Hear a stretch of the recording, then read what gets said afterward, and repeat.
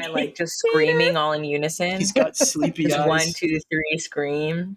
I think we're already On three. I don't know about that. Okay, there you go. 3. Oh, No. yawn. It's fine. It's fine. It's fine. Everything's great. We're having a I normal don't one. know why you're all so stressed. I don't know what's happening here. You say Yeah, that Because you haven't been Ever since I came threat up from posting work. all day. Can I show everybody this is what it's been like being on with JD before the stream? Yeah, they're up to shit. Oh, don't forget. Yeah, no, I think yeah. Just- Okay. Ooh, yes. This is insane. I'm gonna say yes. Type. Listen, sometimes I think out loud and it's fine. It's totally fine. Yeah, you totally do it accidentally. All I'm saying It's is that fine. Not like a if rat. anybody has a crush on any of us, you have to tell us now because we might die. You have to tell us It's right true. now. We are very possibly walking into a trap. It's By totally fine. force. Who would Everything's fine. assassinate us in a palace? We've done nothing wrong. Yeah, Well, why- Abigail's done a lot wrong, but she would probably dodge and or kill the assassin. Crazy. so- Name one person who's ever Abigail's- died in a palace. At this point, Abigail's maybe done the least wrong. Actually, I mean, compared to Octavia, yeah. What? no, I'm saying true. Octavia's done nothing Octavia's wrong secret ever in her villain. life. Oh, okay. No. I thought you were playing into the whole "I'm scared of Octavia for no reason" trope. I'm I mean, scared I of am Octavia. scared of Octavia. Unjustified. Octavia's never done anything wrong. She's not. So yes, I will now bring us in now that I've been thoroughly distracted by everybody letting me know how I distracted them as they were getting ready. Hi, we are live from the apocalypse. This is our Regency-flavored Monsterhearts game, a season of secrets and shadows, and these delightful people are Table 1. As you take out Raph, Will. Why would you do that? I didn't do that. That wasn't me. It's the Well, Rammies. I did it to myself. It's the Rammies. It's the Rammies. The Rammies are coming in full I was force. like, maybe we'll go the first 5 minutes without saying the word Rammies, but no. Nah. We can't. No. That's It's in our- actually it's baked into illegal. the game, actually. Impossible. Yeah. It's part of your Challenge. contracts. I'm sorry. I'm so sorry. Our contracts. Oh, yeah. So yes, we are live from the apocalypse, a not-for-profit TTRPG studio that raises money for aid organizations and progressive causes. Currently, we are raising money for the First Nations Development Institute, and so instead of subscribing, giving us bits, anything that you would usually do on Twitch, we ask that you donate to the organization we are supporting. At any point, you can type ! Donate into the chat. It'll pull up the link, and you can throw whatever money you would have given to us to the First Nations Development Institute and help them and allow them to do the good and amazing work that they do, rather than giving that money to Father Bezos. Bother You Bezos. can, of Of the course, infernal subscribe. church. No. No. Okay, but does he like getting pegged? No. I set myself up for that. You can, of course, subscribe. William. I'll mute myself. Ruined. The vibes are immaculately ruined. This is where we are at tonight. It's fine. It's fine. I'm just going to quickly let you know the consequences if you choose to subscribe, which we cannot actually stop you from doing. We can just heavily discourage you. And that is letting you know, if you have not been here before, that if you choose to subscribe, Brennan Lee Mulligan, beloved Dungeon Master, will kill one dog for every month you are subscribed to our channel. Raph heavily supports this. Actually, I have a question about the dog killing procedure. Is it like for every month you're subscribed, he then kills that number of dogs, so like it compounds? Yes. Yeah, it compounds. Honestly, We've had this discussion before, and honestly, absolutely, I can pretty guarantee you clear. right here, right I now. want to make sure. That's all. You want to, thank you, JT. You want to make sure people are aware of the consequences of their Yeah. actions, the Rammies. It's an exponential Rammies. number of dogs. And it is an exponential number of dogs. So please do not do that. We have had like up to 50 or 60 on some streams, and we do not want to repeat that if at all possible. Too many dogs. But statistically, we will get to Fitz eventually. One of these days. Keep that in mind. Keep that in mind. Chat, I feel like, is going to be exploding. I, of course, cannot multitask and look at chat and GM at the same time. It's fine. It's totally fine. It's totally fine. It's much like today's session is totally fine. I don't know why you're all stressed out. We're going to have such a good time tonight. And in fact, Will, was that everything that I needed to say? Yeah. Yeah, that's everything. Okay. Which means we are going to jump right into the game. And unlike most sessions... Do you want to do introductions? Yes, I do want to Just do so excited. introductions. I It's like was we can just stay so to the end excited. of the game. I'm just like, yes, let's dive right into the chaos. No, let's let all of you lovely people introduce yourselves and who you're playing and your Monsterheart skin, starting with Stephanie. Always me. Hi, I'm Stephanie. You can find me under the handle Lavenza on Discord in Live from the Apocalypse. And tonight I will be playing Lady Rhiannon Carewood, and she is the Witch Playbook. And she is on a downward spiral, so we see if that continues or if that's going to stop. It's probably not going to stop. This is I'm fine. sure it's fine. She's I'm like, sure it's totally fine. "Hmm." Will, you are up next. Hi. Hello, my name is Will. I'm one of the storytellers and the organizers here at Live from the Apocalypse, and I do a lot of things that I'll probably talk about more at the end. But tonight, mostly, I'm going to be playing Miss, not Lady, Abigail Donatelli. She is the Queen Skin. She's a princess of hell. She's here to ruin everybody's lives, but maybe in a nice way tonight. That is quite the promise to make. I don't know if it makes me feel better or worse, honestly. Worse by a mile. I think it's fine. I think it's fine. And with I also that, think it's fun. JT. Hello. I'm JT. You can find me at WeebJeet on Twitter. You can also find me on Discord under the name JT or Jeet. I'm an LFTA. I'm also a frequenter of Lost Caravan.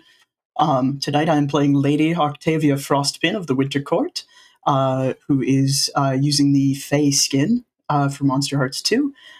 She's everybody's chosen bad guy for reasons I cannot fathom personally, and she's never done anything wrong.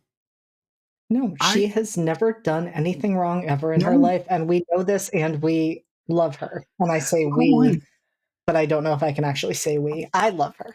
I just think she's close to snapping, is all.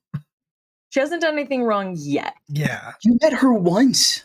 Yeah. Precious. And I One got the time, impression and you think she's that she close was to close to snapping. snapping. Yes. She's going to snap at anyone that's going to be Rhiannon. So. I guess we'll get to find out. I'm sure it's fine. I'm going to keep saying that until you all believe me. All right, Raph. What's up? I'll never believe you. And my name's Raj. I will be playing Carmen, who uses the ghoul skin. If you haven't watched previous sessions, cover up your ears, spoiler alert. I also have the ghoul skin and also Damien. I guess I don't really play him though. What else? I guess I'll go through my list at the end. Things are great. Carmen has done Stop it. things. Does he feel guilty? You know, that's a debatable thing. But yeah, he's here to capture someone's heart, and hopefully that'll happen tonight. Literally or figuratively? I'll leave that up to you. Actually, it's not up to me. Do not leave it up to JT. I would It's know. not up to me. It's fine. It's fine. Hi, I'm JD. I am the storyteller of this game. I am usually on the other side of the table, just not for a season of Secrets and Shadows and a whole bunch of other things that are actually coming up. And I too will have a list to go over of things that are current and upcoming projects, but I think for tonight, we are just ready to dive into the story.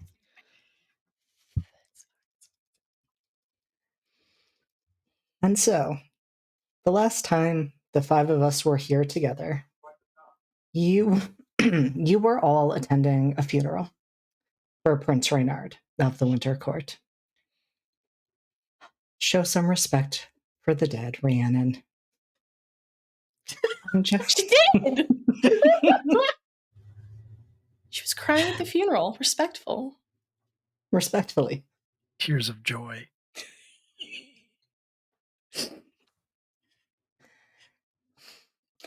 Following the funeral, the four of you were invited to stay at the residence of the Spring Court, where your respective parents/guardians were brought into a meeting. The four of you were left with one another, and during that time, some interesting things developed. Carmen and Abigail had a moment, though, really, can we say Carmen and Abigail? Damien and Abigail had a moment.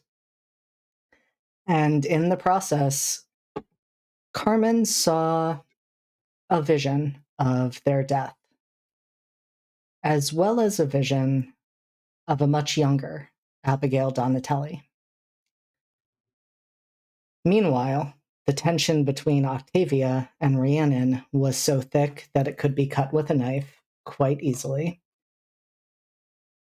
And just as we hit the end of that session, right by the window where Rhiannon was sitting, conversation was overheard by two of the Fae Court. Rhiannon and anyone else who was close enough to overhear heard Helix and Emery talking. And Rhiannon, you got to see Emery for the first time ever, though you recognize their voice. Helix was asking Emery why they weren't with Prince Reynard the night that he disappeared, that was their job and their responsibility. Emery said that they lost him and couldn't find him after the event of the after party. And Helix let Emery know he could only protect them for so long, and that things were going to start to come out sooner or later. And that was right where we paused, and that is right where we are going to pick up.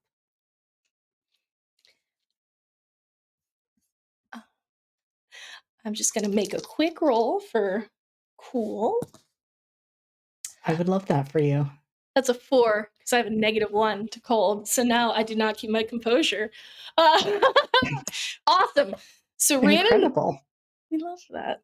So Rhiannon kind of hears that conversation and is just kind of like gripping the empty glass that Carmen had given her, and is just kind of like gripping it very, very tightly so that her like knuckles are white while listening to the conversation, and is just looks angry, just very angry. And any flowers near her just kind of start not withering, but just kind of like blooming like aggressively and kind of like not normal, like it's splitting the stems apart for the blossoms to come out. So it's kind of blooming in a way that's destroying the plant too. And she just is kind of like glaring out the window, and she's like, he was still with Emery. Why was he pursuing me when he was still with Emery? Rhiannon is, I mean, clearly you're not all right. Who's Emery? Do you see the person with the violet hair outside the window talking to Octavia's guardian? Yes. That is Emery. That's Reynard's ex. I overheard a fight between them several months ago after a party where they were accosting him because they were very angry that he ended their relationship with them to pursue me. And Renard, instead of talking them down, told them, "We discussed this, I told you to be patient." And the fight kept escalating, and I suppose to teach them a lesson, he cut off one of their fingers.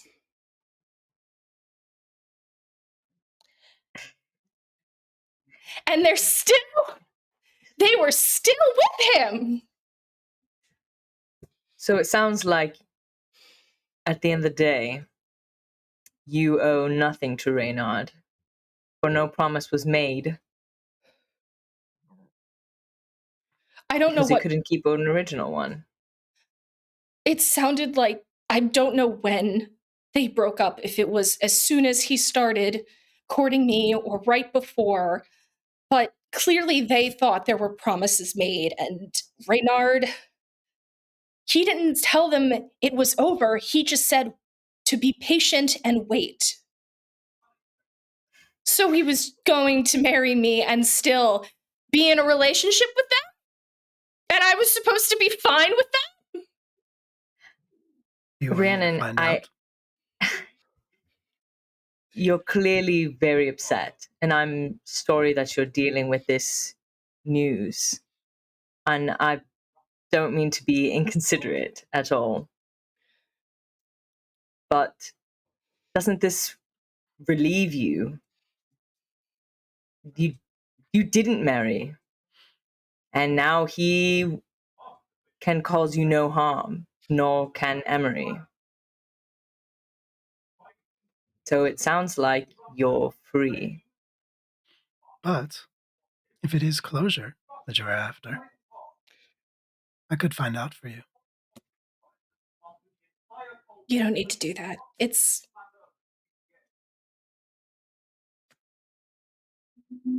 If you want to, I won't stop you.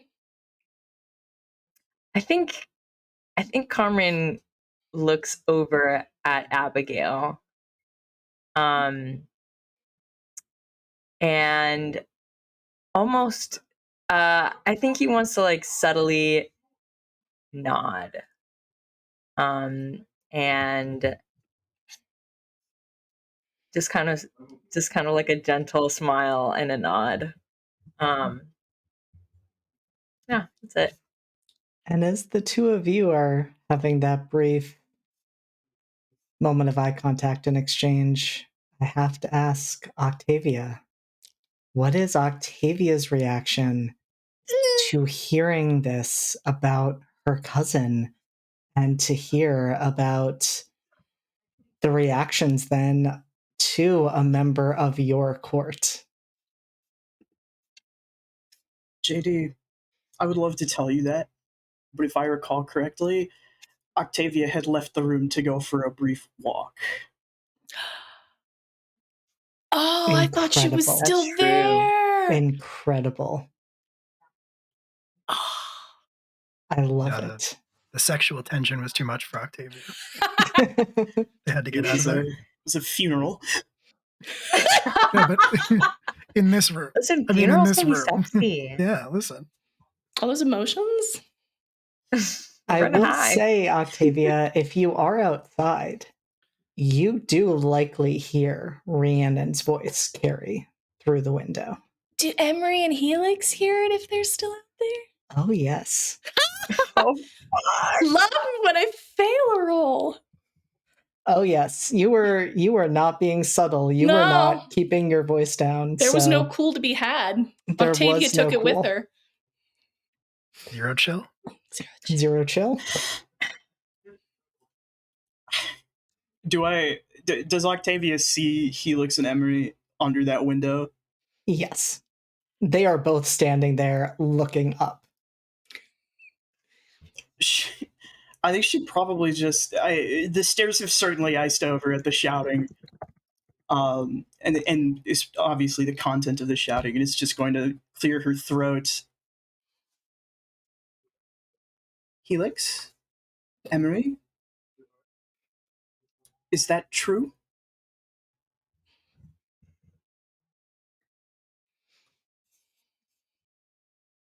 Emery freezes. Not literally. But they freeze in response to your question. Helix sighs and then turns to you, Octavia. And they're about to speak, but then look over their shoulder at Emery, who just nods, and Helix looks back at you and says, "It is. Yes."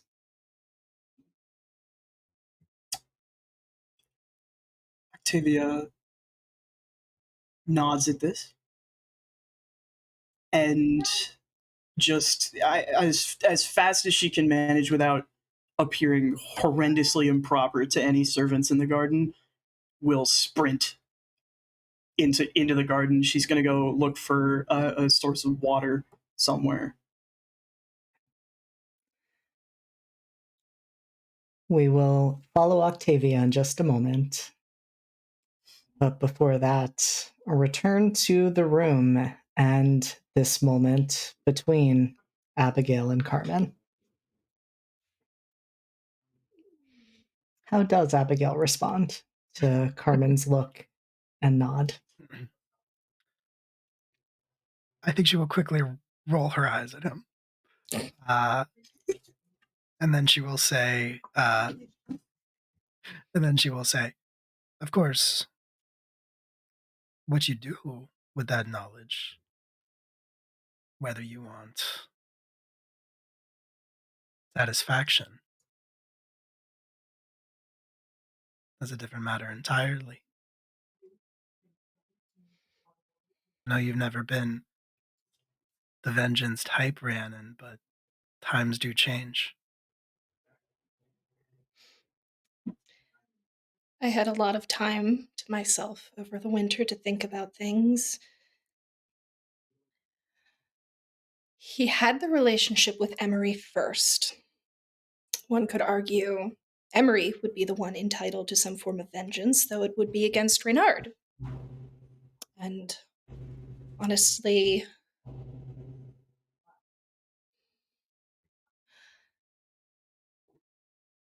I just want to know why they were still with him. I broke up with him because I didn't want to face that same treatment if I ever made him angry. And I may not have kept my reputation, but I kept all of my fingers. Hey, JD. Yes, well? Is that a thing I can find out from here, or would I have to talk to Emery? Interesting. So perhaps if I gazed into the abyss? That was what I was thinking. I would love for you to roll with dark. Dark. Yeah, that's not great.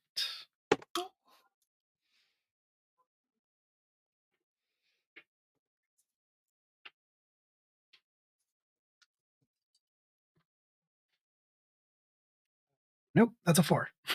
Oof, experience! Yay! We are having a great time with rolls tonight. Absolutely incredible. 2 4s. So good that we fail upwards. We love to see it. We do love to see it. So, do I get anything, or do I just not get anything? So, what I am going to say, and this is admittedly, well, yeah. Would you like to burn your string on Emery? Yeah, I'm pretty much done with him, I think. I could do that. Sorry. Them. I'm pretty much done with them. Sorry. Stunning. Incredible. Because if you choose to burn your string, I will treat that as a success. I will burn that string. I could always get another one later. I mean, fair. And so you are specifically wanting to find out the answer to Rhiannon's question of why was Emery still with Reynard? I have an inkling, but I'm curious to find out if it's true or not. Okay.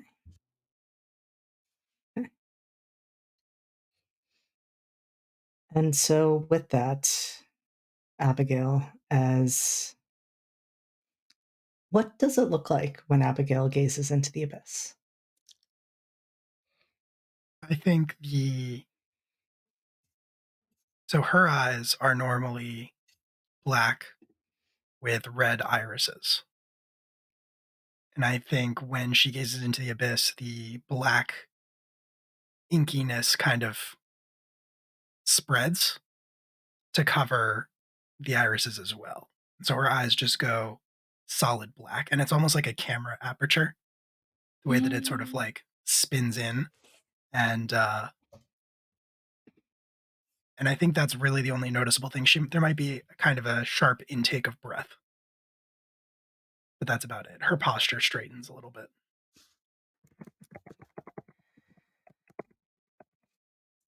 And Abigail, when you gaze into the abyss, most often it is not dissimilar from how you get information from your cult in terms of sinking into their minds and then into their memories. And you start to move through Emery's memories. And you're seeing bits and pieces and flashes. You're seeing their relationship with Reynard as it started. You're seeing and feeling their pain when Reynard told them that their relationship could not continue, that he was to be betrothed to another. And you sort of sink into that memory for a moment, but that you can feel isn't the right one. That's not going to give you the answer. That's before the fight that Rhiannon described. It seems like in that moment things were ending between them, and you keep sifting through, seeing Rhiannon and Reynard's courtship through Emery's eyes, feeling their anger and jealousy.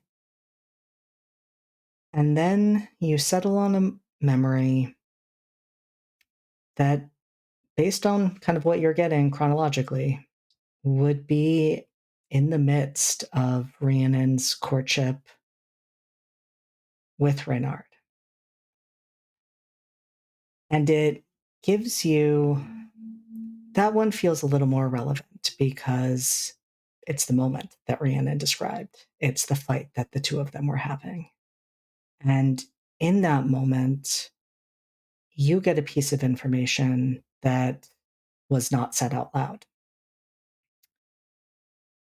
You realize that Emery, being connected to the Winter Court in the way that they are, was hearing at least whispers about how this contract with Rhiannon would be used. And that they were having this conversation with Reynard because they weren't just jealous, they were starting to doubt this relationship. And in essence, Reynard's words were confirming this, even though the fight between them escalated. And you then, Reynard saying that Emery couldn't understand, that they just did not realize what was happening, what the purpose was, that there was more going on here than met the eye. And in that moment, you realize something pretty significant. You realize that Reynard and Emery knew at some point in that moment that Rhiannon was there. And you realize that when Emery's finger was cut off, that did not actually happen. That was a glamour.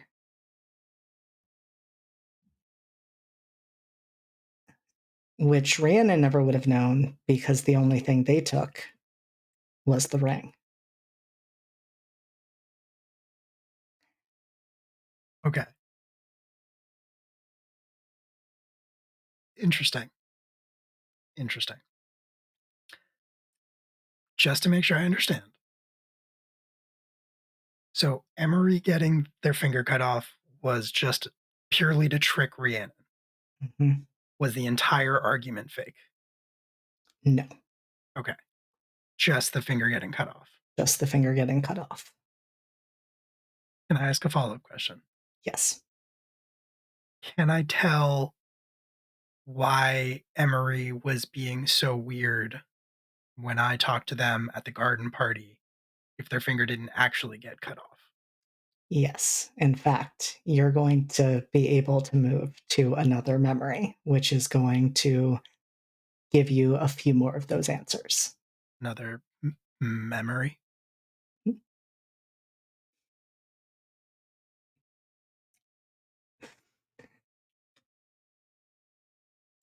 The memory you are now seeing is after the courtship between Reynard and Rhiannon was brought to an end. And the memory you come into is that of Emery and Reynard in bed together. Spicy. In fact, it seems like this may have been shortly before the season began, because the two of them are talking about the plan for the season and the fact that Reynard is determined to get Emery back. He's actually blaming them, even though in the memory it did not seem to be initially their decision to, yes. Just checking. Conspiring to get Rhiannon back. Okay, Yep. okay. All right, cool. Yep, conspiring to get Rhiannon back. Okay. And they are discussing the fact that the fight and what Rhiannon heard. They honestly seem to think, both of them, that it was less the finger being cut off and more the fight itself that made Rhiannon decide to end the engagement. It seems like violence within the Fae Court is definitely not seen the same way it might be to others, so they're not seeing that as a primary concern. But Reynard does say, you need to keep the ruse up. If anybody asks about this, it is a touchy subject because that will inevitably get back to Rhiannon, and if you are acting too calm about this, they're going to realize something's wrong. They're going to realize that something in that was faked, and I do not need them to trust me any less than they already do. I need to find a way to rebuild that trust. And in fact, I think that sympathy towards you, and there he gestures at Emery, a way for the two of you to commiserate, might be a way for you to pave the way for that courtship to develop. And that does not mean that our relationship needs to change at all. But you know how important that contract will be when the two of us are formally married.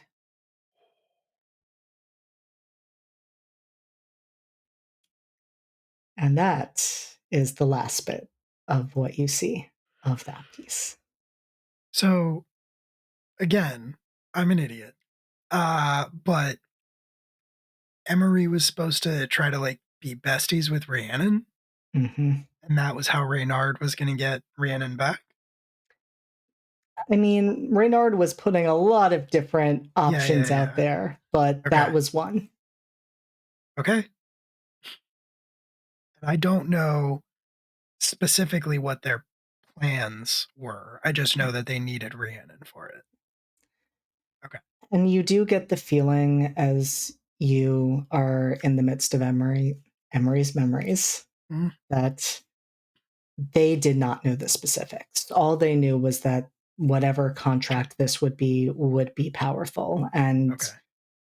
you could presume, knowing a bit about Rhiannon's family, that there could be something in their nature magic that would be important to the court. Okay. Okay. Well, Abigail's eyes will clear back to normal. The inky blackness will retreat, and her normal red eyes will reappear. And she will pick up her glass and sip from it. But she's gonna pause and make Rhiannon ask before she gives away anything. What? You bitch. Of course she does. Absolutely rude. Brandon's gonna wait because she thinks, oh, Abigail needs a moment, and then she's like, Abigail's being Abigail. Did you see anything interesting? Great many things, in fact. You were, what is the term? Played, my dear. In Murray's what way? finger was never removed. It was a glamour. Something to make you see. Why would they want me to see that? Because you caught them arguing.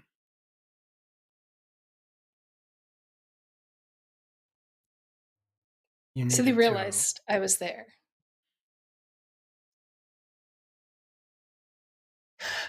It's not a sport for amateurs, my dear.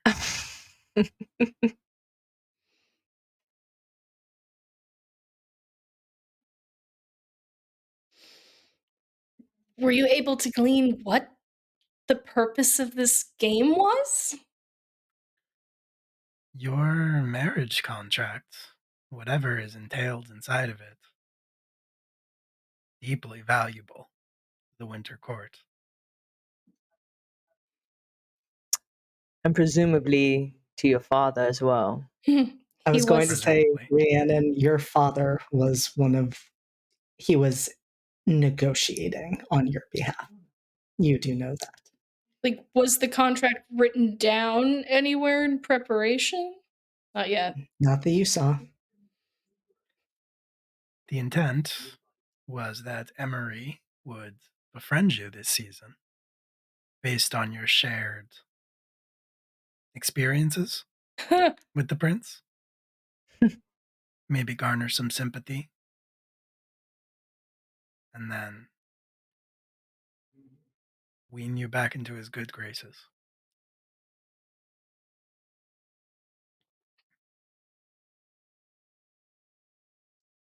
That stupid plan.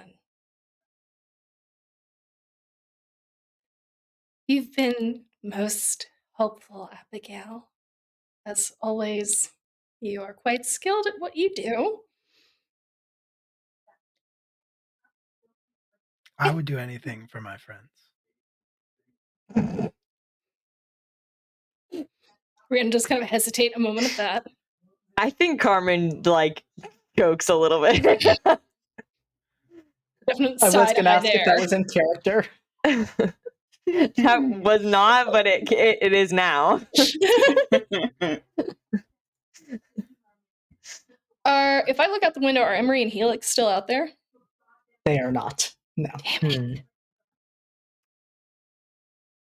No. And in fact, as we gaze out the window, we are going to pan away from the three of you inside and over to the garden, where Octavia is searching for a pool of water, and Octavia, you would know that in the middle of the garden there is a fountain. Yeah, she goes straight there. Any surface of water that she can freeze, and she just sort of plants her hand onto the fountain and lets the water freeze over. Uh, Not much effort on her part because she was already practically frozen solid from the funeral. Um, and she's gonna take her nail and sort of carve into the ice her family crest, and she's going to attempt to reach beyond the veil to talk to King Laszlo of the Winter Court. All right, roll with dark. Yes, of course. As soon as I find my die.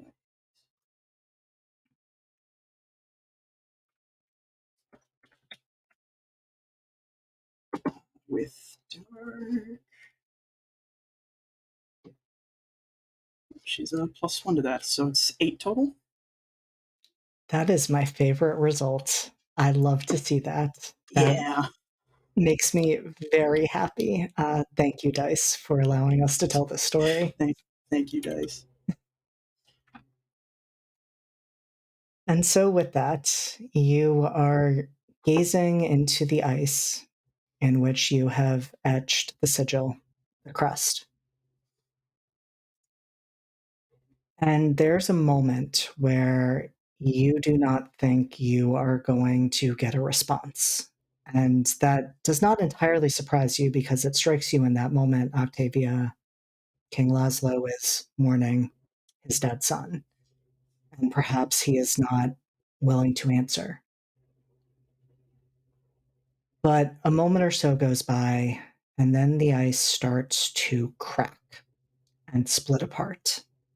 And beneath it is another reflective surface that appears, in all essence, to be a mirror. And out of that mirror, King Laszlo is looking at you. How does Octavia greet him? She does a sort of curtsy, um, and sorry to disturb you, Uncle, Your Majesty. Um, I was just attempting to reach out to ascertain how things were going back home. Things are not wonderful, as you can imagine, Octavia. We No. are in the process of bringing Prince Reynard to his final resting place. Yes. Are my parents there? Are they helping? Unfortunately, your parents remain absent. I figure as much. Um, I hate that I have to ask you this, but I've heard something extraordinarily disturbing from Helix and Emery. Um, I don't know how to ask you this. I I think in that moment, Octavia's realizing, dude, this was an incredibly stupid thing to do. Um, Your Majesty, Uncle,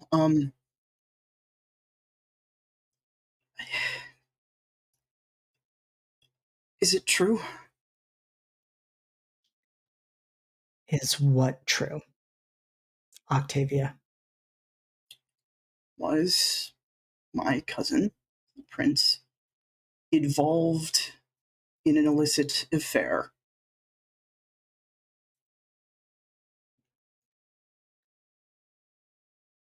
I do not concern myself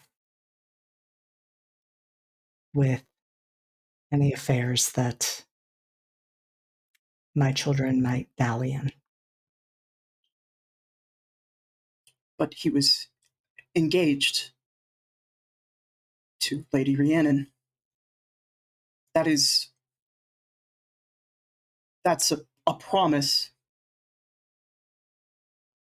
That's a contract, Octavia. What is I fail to understand the difference.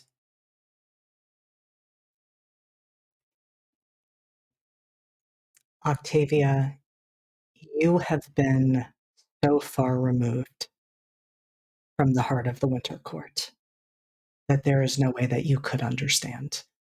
And that is the only reason you do not invoke my ire in questioning me in this way.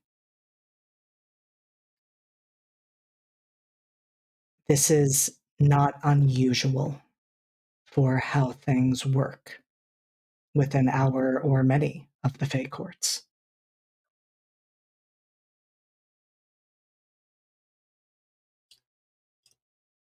I see. Forgive me, Your Highness. I have answered your question, Octavia. And now there is something I must ask of you. Anything.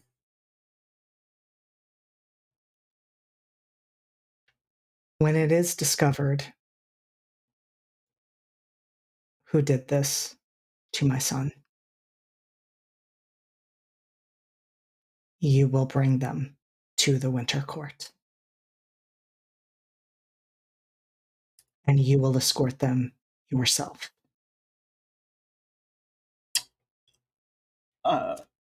She sort of returned to picking at her hands. Of course. You did say anything. I am aware of what I said. A promise is a promise. And a contract is a contract.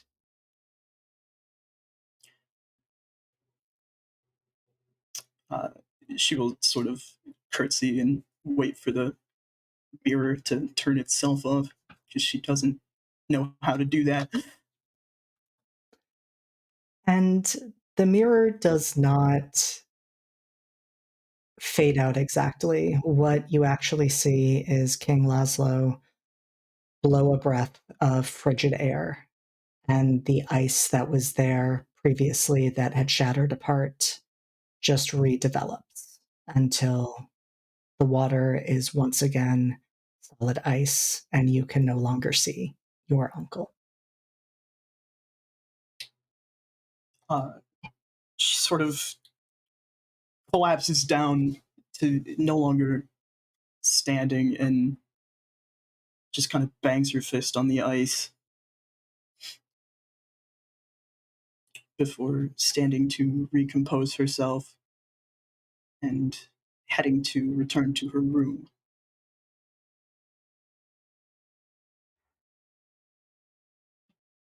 And with that, I will ask before I pull us fully out of this scene, were there any final pieces from the trio left together? I know yes. I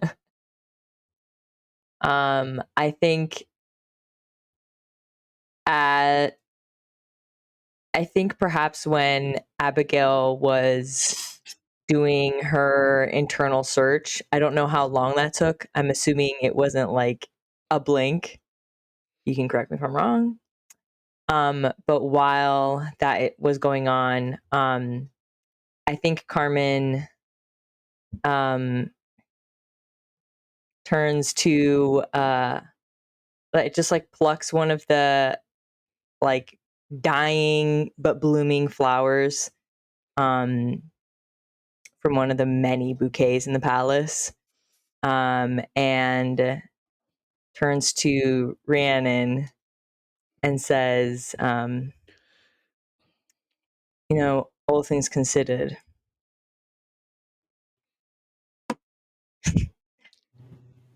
you do look stunning when you're mad. And I think he's going to just like, while he's saying that, just like tucks the flower in her hair. Raph, I have to ask. Yes. Are we rolling to turn someone on? I think so.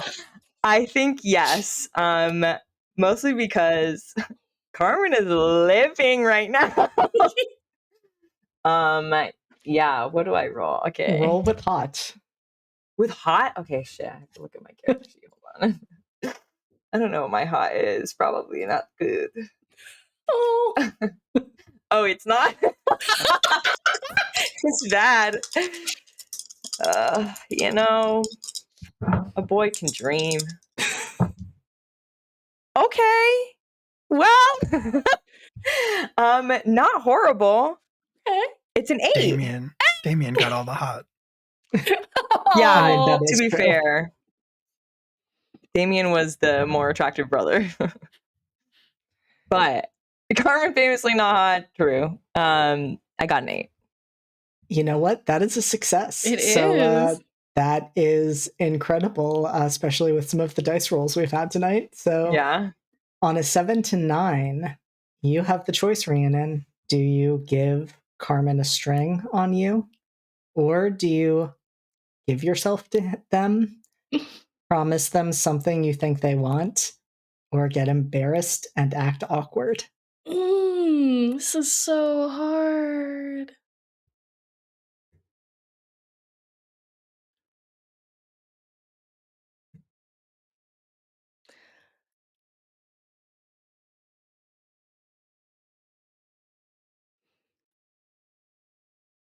I'm going to give him something I think he wants. Let's fucking go. Let's fucking go. It's the third episode. Let's My girl fucking deserves go. a win. And Carmen's words and his actions startle her from her anger and like downward spiral that has just been ongoing for these past several episodes, enough that she kind of like laughs a little bit and smiles, probably for the first time in a week. Like the dimples are showing. It's been a long time. Yay. And I think before she can second guess herself, she will lean in and give him a quick kiss on the cheek. Scandal. Yeah. Well, Abigail's busy. And she'll just kind of be a little red in the face and then say, I know I've made a mess of things with you. I misread your intentions. I made a lot of missteps, and I understand if I've missed my chance. And it is my fault. I've made a lot of mistakes, and I would not be surprised if this was another one of them. And I don't feel like I deserve to ask you for another chance. I think Before you say anything, Raph, please, can you please let me? I'm begging you. This is beautiful. Oh God, here come the Rammies. we just talked about this, Raph. You I know what I'm going to say. I know. So, Carmen. Yeah. Not the Rammies, bro. Not the Rammies, bro. Forgot about the Rhiannon's- Rammies, dude. Did forget about the. You did. We haven't even started with the Rammies. Just wait till we start reading letters today. It's going to be a time. So, Carmen. Mm-hmm. Rhiannon presses her lips to yours. And faster than you have ever felt it before, your hunger activates. Mm-hmm. Now, the contact is not long enough. I said what I said, and I'm going to say it in No, all it's just these ways. Raph. It's just Raph's reaction. I just want a kiss, okay? I know, you just wanted a Make kiss. it. Little smooch time. Listen, we got the kiss. What's happening after the kiss? You know what? I know. That's Monsterhearts, baby. It's really not fair. Raph has been trying to get people on this channel to smooch longer than this game. Longer it's than what anybody. it's my life's goal, okay? Raph, we need to work on this because, like, every time you're trying to kiss someone, it does not go well. It never does. It never It's okay. goes well. It's fine. All right. Bring on the curse. Bring on the Rammies. So your eye that is not your eye starts to darken and swirl. And I think, Rhiannon, you glance down for a moment as you're speaking, not really able to meet Carmen's gaze. And when you look up, the look in their eyes is not Carmen.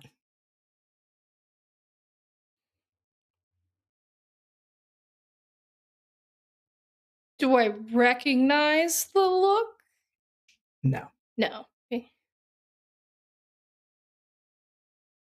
Who are you? There is not an answer.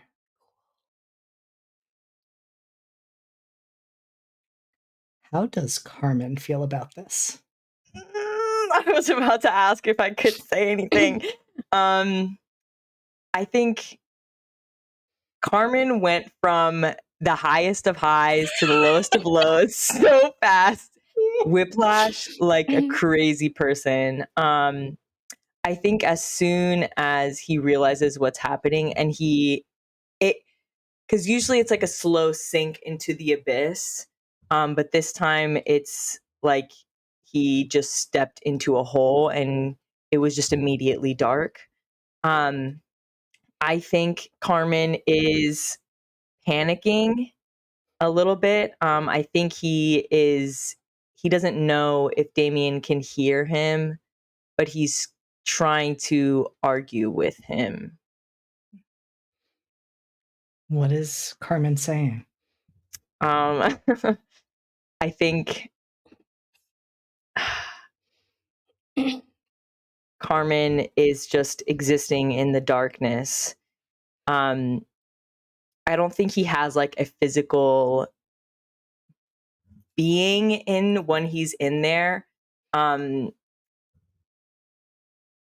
he's not really speaking. He's how Damien does to him, he's trying to do to Damien, which is just pushing forward as much of this of multiple emotions as possible. One of which is like reluctance and hesitance and guilt.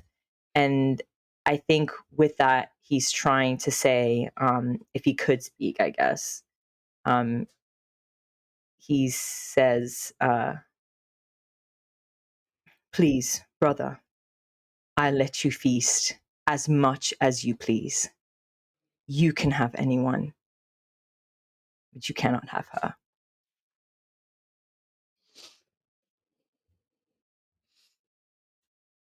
Carmen, would you like to burn one of the strings that you have on Damien? Yes, I would. Oh, wet in here. I'll just delete that.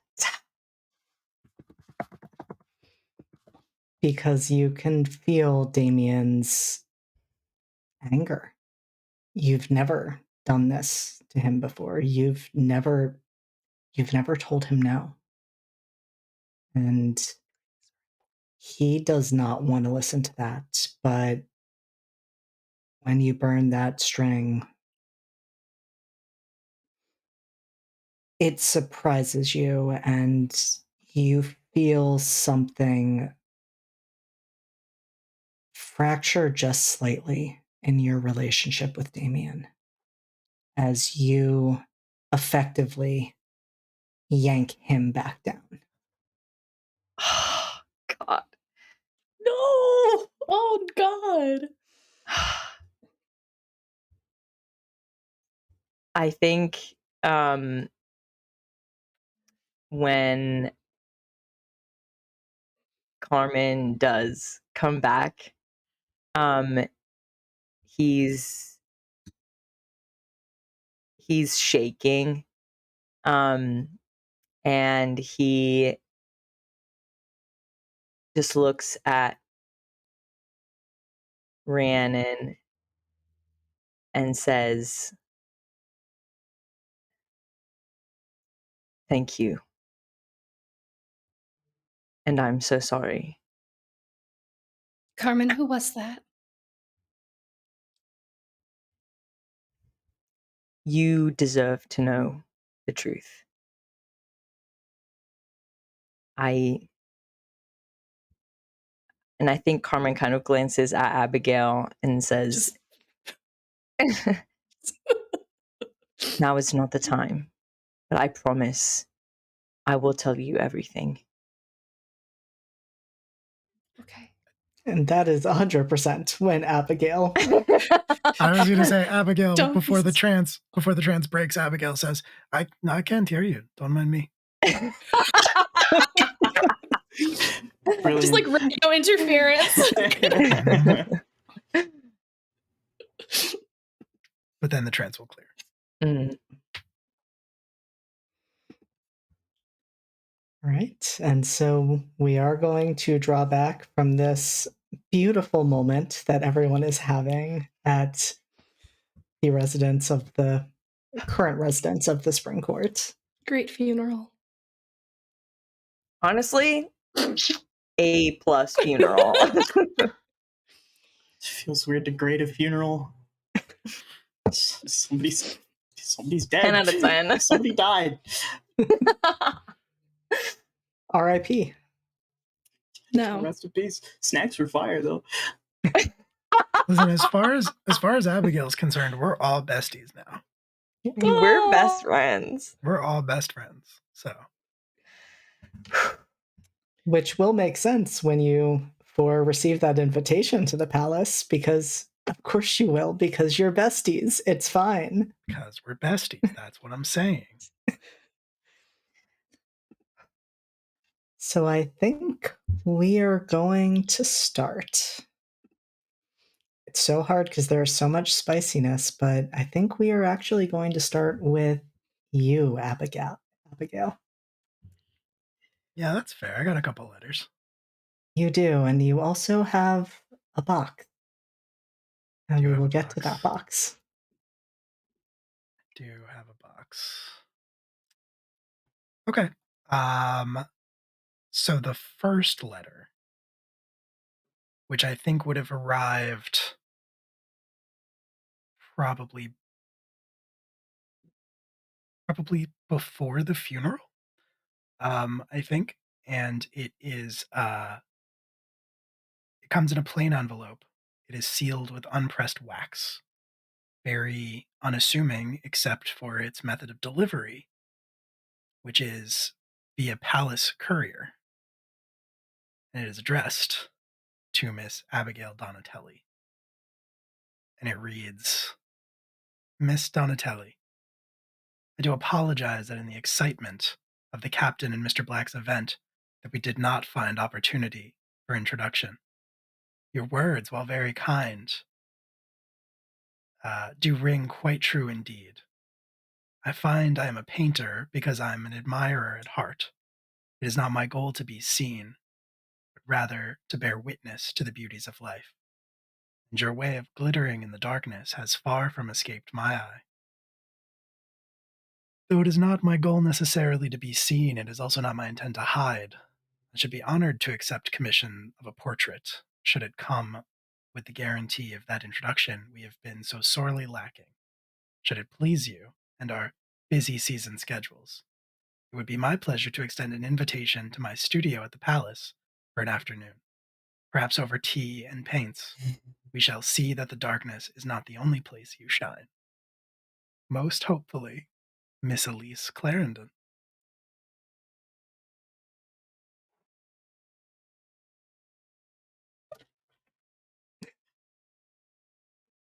My favorite part of these letters is watching everybody absolutely lose it. 100%. Vince got competition in that letter game. Damn. Abigail writes a good letter. She writes a good letter. That's all I'll say. I have a few more. You want me to go through them? I would like you to go through them, yes, before I'd we love talk to. about what's in the box. What's in the box? I'd love to. She receives another letter, this one more recently, and it arrives a bit strangely via a young lieutenant in one of the light companies. The letter is nondescript. It is simply addressed to Miss Donatelli, and it is sealed in red wax with the seal of the Horse Grenadiers. It reads, Abigail, I thank you for your letter and your understanding.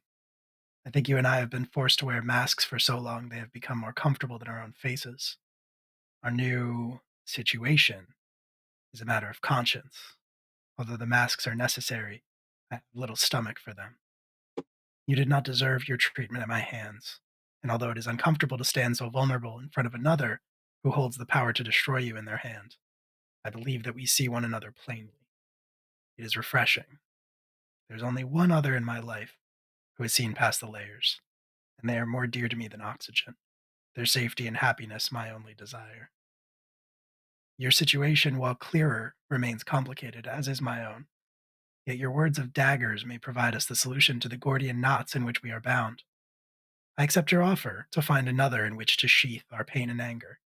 Let us break the cycle indeed. Your talk of fathers intrigues me, and I would hear more of your plans, if you would share them. Our causes, I believe, are aligned, and although my heart is spoken for, you may always count on my sword or dagger, should you require them. I warn you, however, that I have seen your servants well enough, and I will not be subjected so. You may ask me to stand, to fight, but you may never ask me to kneel. That right belongs to another, and I will never yield it so long as there is blood in my veins and breath in my lungs. I am your ally, not your lapdog. You may rely on my discretion in this matter. Suffice it to say, I am experienced at keeping secrets. I look forward to speaking with you soon, of fathers. Your constant friend, Fitz.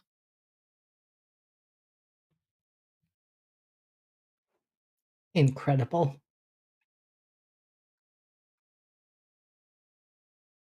And I have one last one. We sure hope you do. And this one, fortunately for everybody involved, arrives even more recently than that one, in the standard discreet fashion, via dark red envelope with crisp white paper inside. Looks like there may be a few specks of blood and one red thumbprint, but the rest of the paper is absolutely immaculate. It says, Tesoro mio. Firstly, know that speaking to you is never merely a convenience. I apologize for not reaching out to you before. The death of the prince had me rather out of sorts. I was seeking answers about the situation before I came to you in the hopes that I had something more solid to go off of. I am convinced your father was not responsible, but as I'm sure you gathered, he knows more than he's letting on.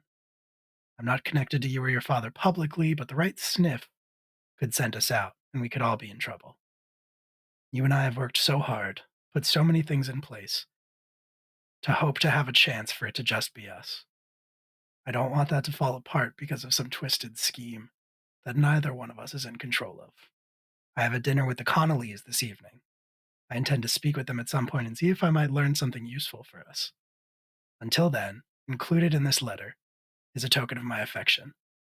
I hope that when I next present you with something, it will be the thing I most want to give you. I already have it picked out. I pray that it is still you and I against the world. Until it burns. D. And inside the letter is a dazzling gold necklace with a finely sculpted black snake coiled around a ruby shaped like a rose. And I think Abigail, as she takes that out of the envelope, she looks at it, and her expression is a little bit inscrutable. It's hard to read, maybe even conflicted. She sets it down on the desk. Next to a box, perhaps. Indeed, next to a box. And that is the box that you retrieved from the Connolly's residence on an errand from your father. It is the way it has been made is it looks like it was hewn out of one piece of wood. There are no visible hinges, but there is a lock on it. And that lock, while it has a slot for a key, is also marked with sigils. And Abigail, you have been sitting on this box for at least a day, if not a bit more. And Abigail will sigh, take up the box, and go to find Abraham.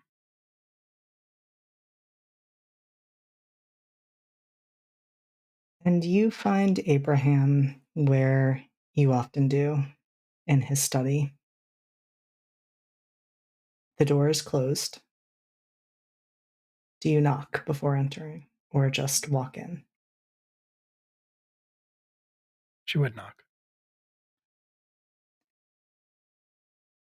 You hear more than one voice inside.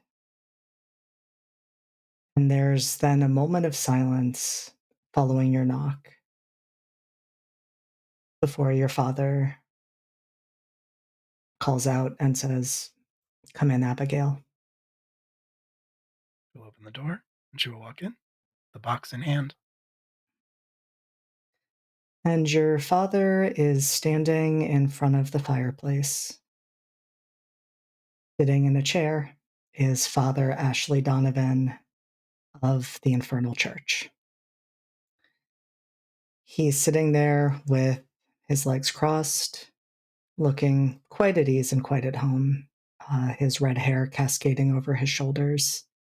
And as you walk in, he glances at Abraham and then over at you and says, "Good afternoon," or "Is it still morning, Miss Donatelli?"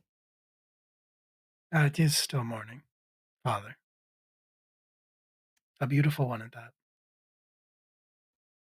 Well, perhaps I will have a chance to go out and enjoy the air shortly. I was simply speaking with your father. You know how these matters go. Of course. And she will walk over and she will place the box on Abraham's desk. She will lean down and give him a little kiss on the cheek.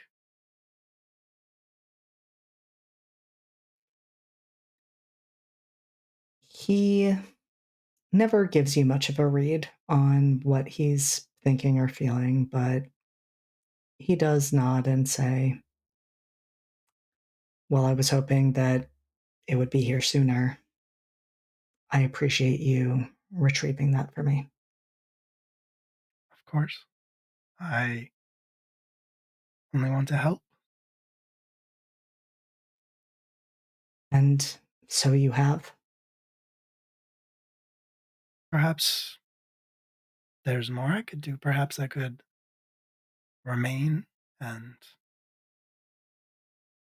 take part in these plans.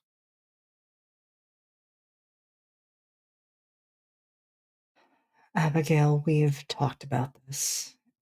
If you become involved in these plans, you are involved in these plans.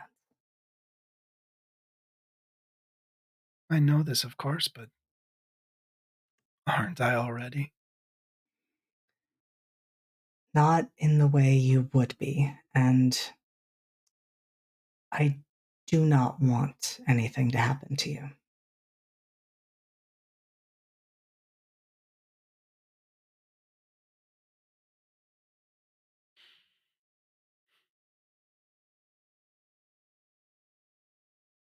Hmm. Mm-hmm. Mm-hmm. Yeah. Yeah. Okay.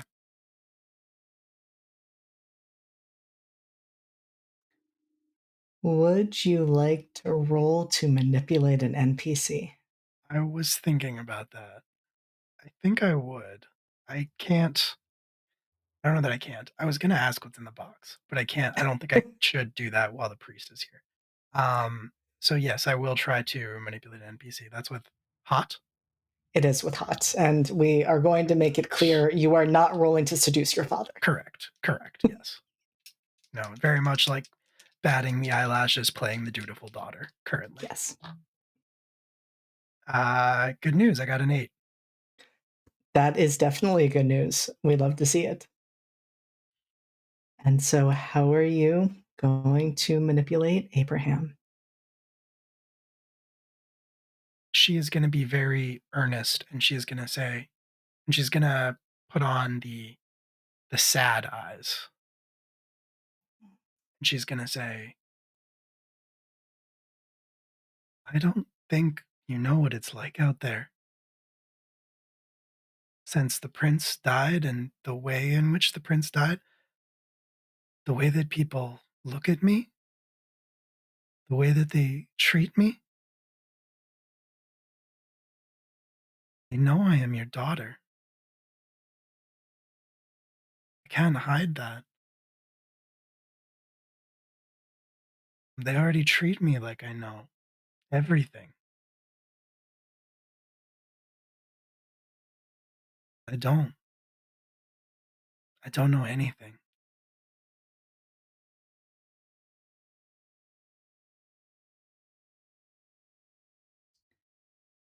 And Abraham is clearly taking that in, and he is also not immune from those sad eyes as much as he tries to pretend that he isn't.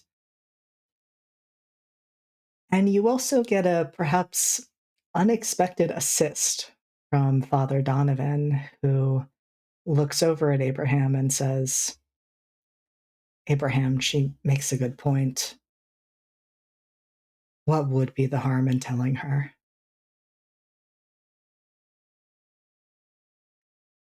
And your father sighs and says,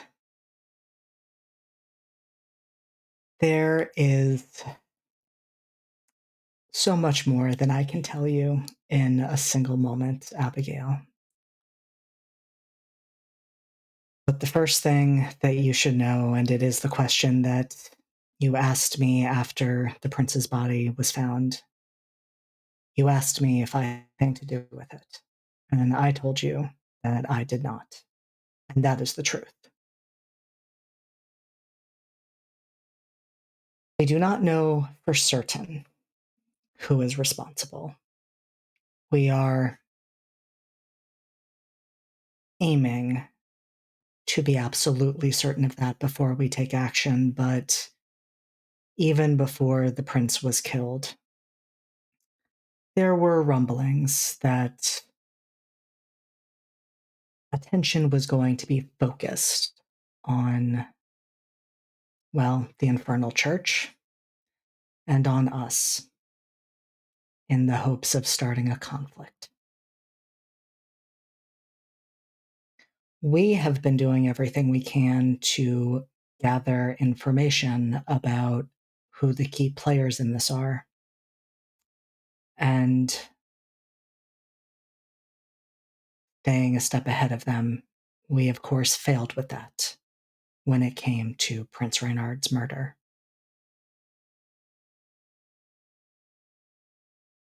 And then he says something that you get the feeling he did not intend to say, because he sighs and says, we also did not predict the attack on the Delosos at the end of last season.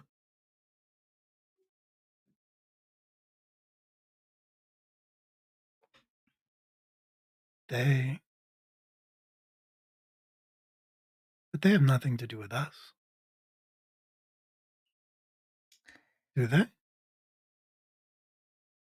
They do not.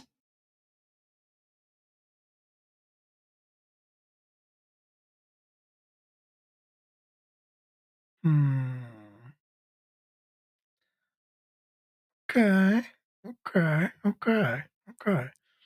She will put a hand very lightly on the top of the box and she will say, and this will help. This was something that I had entrusted the Connollys with. I do not think they realize that I do not trust them any longer. Did they murder the Delosos?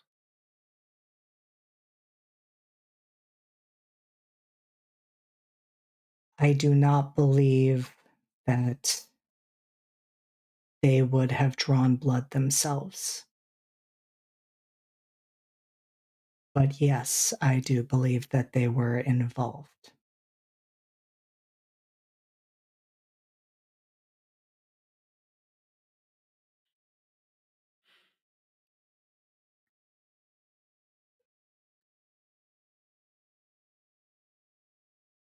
Thank you for trusting me with this. It means so much that I can finally, truly take my place and be exactly where I belong. At your side.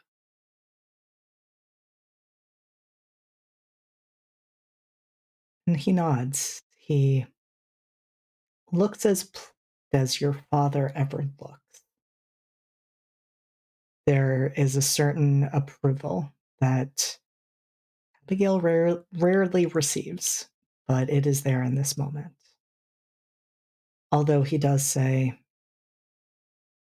I hope you will be careful with that information.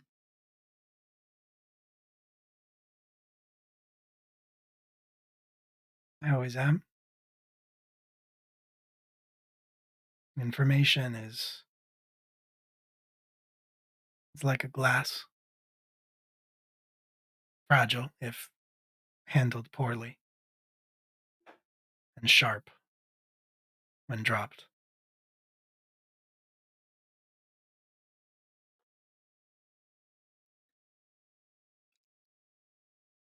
And he almost smiles and says, I see you understand completely.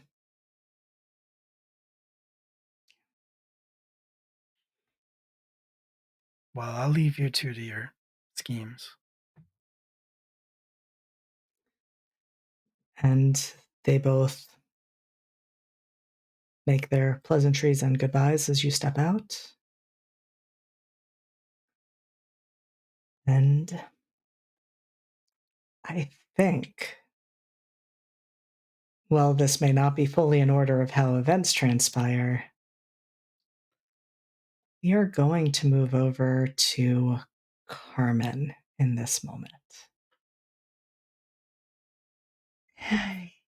Okay. And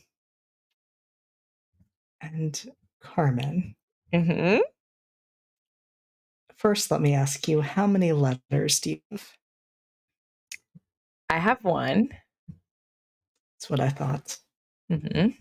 That is what I thought. Just a Where- singular letter. Just a singular, normal letter. It's fine. Normal. Where do we find Carmen reading over this letter? This is after the funeral, correct? It Yes. Well, yes, that makes sense.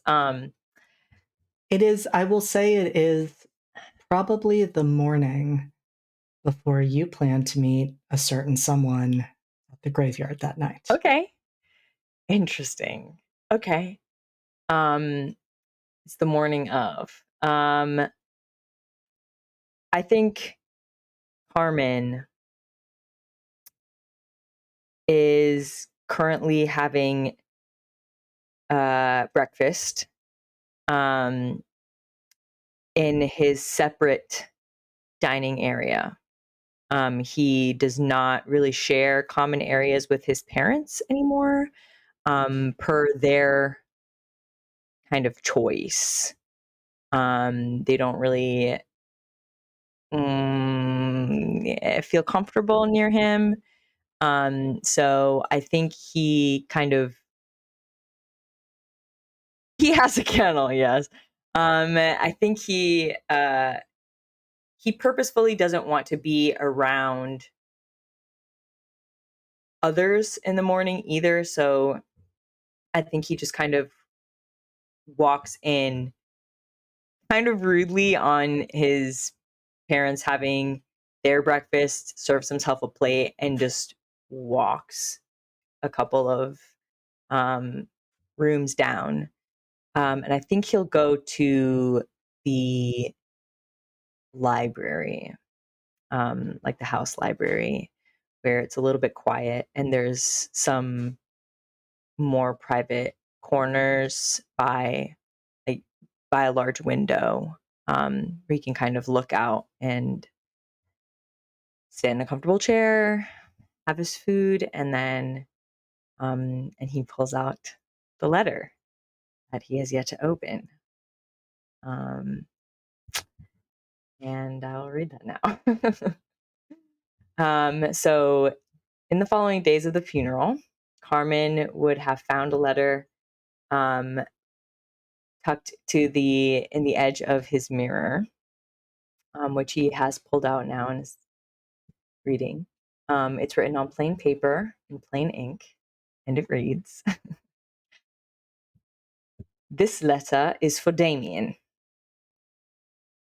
For all of your faults, Carmen Deloso, all right, I trust you'll be a man of honor and grant your brother this small bit of privacy.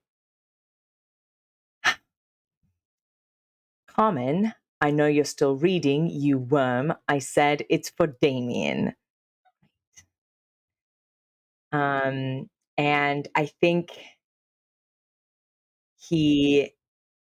as he reads it,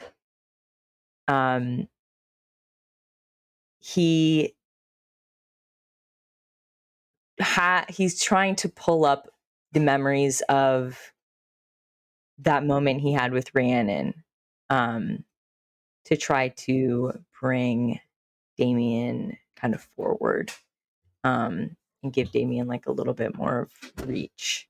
And he continues, "Damien, I have written this letter so many times, long before I knew your eyes might read it one day, if in truth they are your eyes. It feels as though it's been a lifetime since I first received the news of your passing. I remember the day well. How could I not? It was on that day colors ceased to hold pigment. Music became discordant, dreams foolish. Dreams of something more, something real. We never spoke of them, but I wonder, did you see them too? Do you now?" Everything is so different. I am so different, yet hearing your voice, it brought me back to that specific time and place, just as surely as gazing upon a master's portrait. Gentle moonlight across your face, stolen glances across the dance hall, secret walks in the rose gardens. You picked me the most beautiful one, and I wear it still. It has not wilted. It shan't, I think, so long as my heart still beats in time with your breath that night. I never spoke of it. I'm sure you did not either, lest it jeopardize your family's will. And speaking of, there are a great many things afoot at court right now. Even I am only aware of some of them. The game grows more dangerous every day. I think one way or another, we will not see another season. I want to help you, Damien. I told you I would. And if there's anything I can do under the sky and stars that will bring you back or let you rest, I will not hesitate to do it. Isn't it ironic that what I lost so long ago, what makes me empty inside, is the very thing that brings us back together now?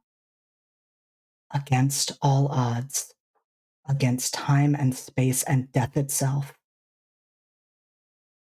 I have uttered our secret little code so many times, I nearly forgot when I said it to you the first time, amidst a rose garden, under the stars. "Yours always, until it burns, Abigail."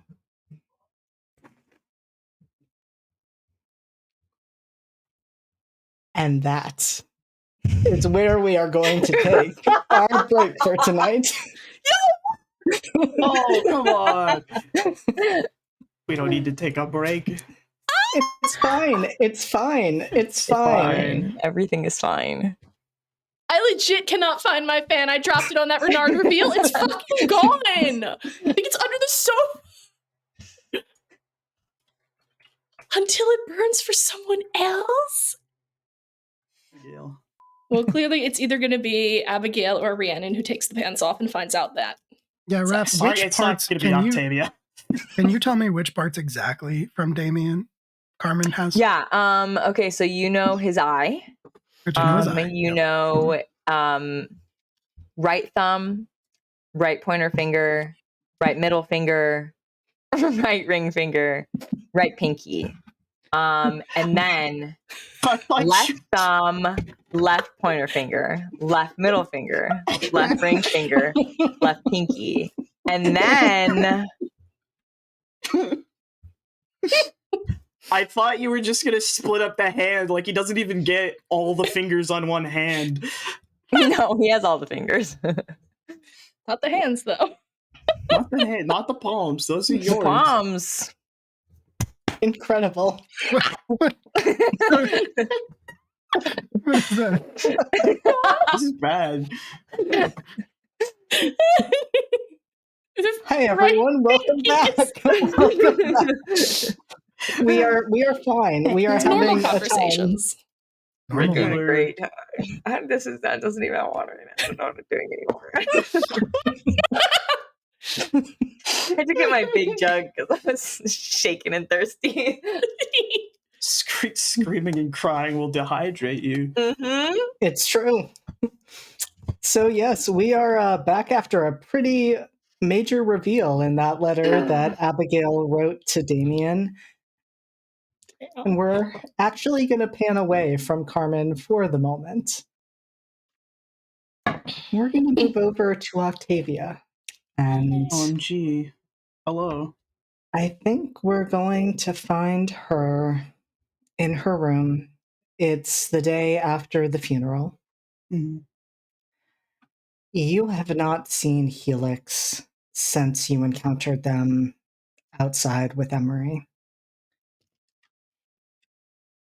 And I think we find Octavia with a letter that she has been holding on to. Yes. This letter arrived just before the funeral. She stored it in her desk because she very pointedly did not initially want to respond to it. The letter is on fine paper. It was sealed in deep green wax with the Carewood family crest. The top right and bottom left corners are edged with small watercolor rendering of leafy vines, and it contains pressed hydrangea petals as a symbol of sympathy. Dear Miss Frostpin, you have my deepest condolences for your loss. Though there's tension between us, please know that I wouldn't have wished this grief you. I know not how close you and your cousin were, but please know, while death may end a life, it cannot take away the memories. May the rest of the season treat you and your family with more kindness. With sympathy, Lady Rhiannon Carewood.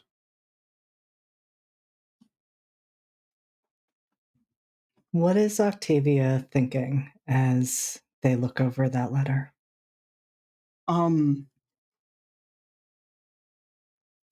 She's very confused.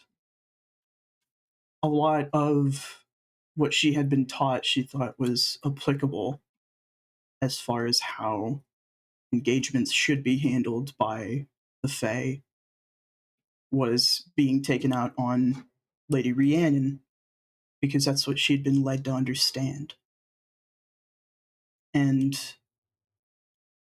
coming to find that the only person she had ever really interacted with in any immense capacity besides her family had both lied to her and had been in on what seems to be a very elaborate hoax of some kind, has just kind of knocked the wind out of her sails entirely.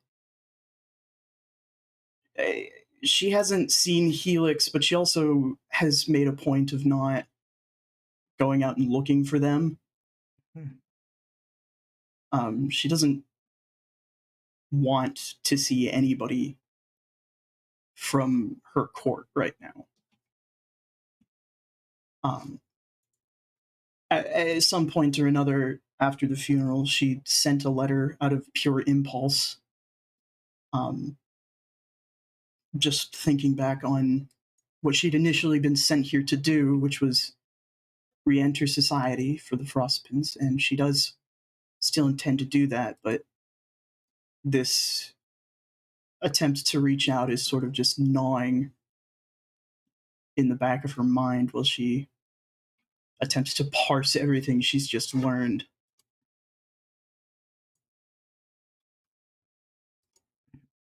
And Octavia, well, you have been keeping to yourself.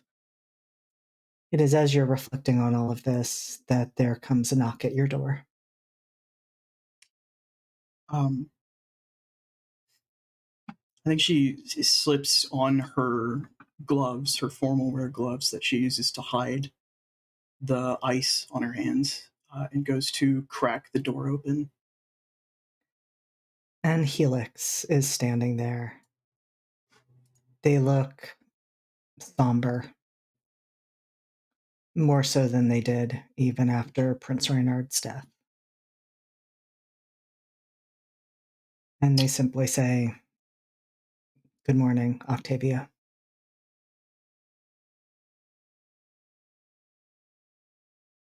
Doesn't seem so.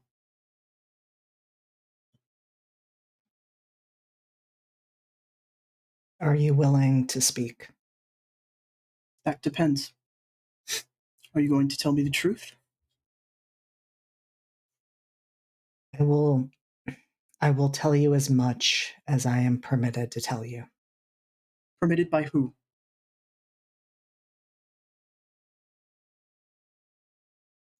King Laszlo, of course.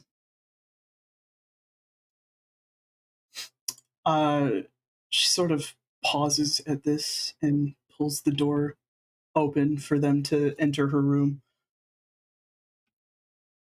And they step inside.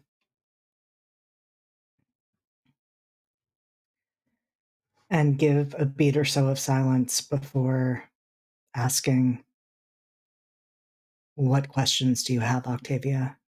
If it is in my power, I will answer them." Okay. Why did you lie to me?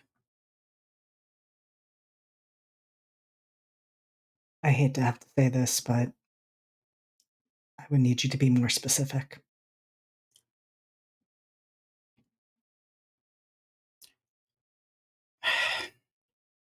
Why was I not made aware of the circumstances of the broken engagement? Seems like you were perfectly aware. Obviously, Emery knows something, and you were chiding them. Why did you lie to me? That would be one of the topics I was not permitted to share with you. Then I don't see what business you have here.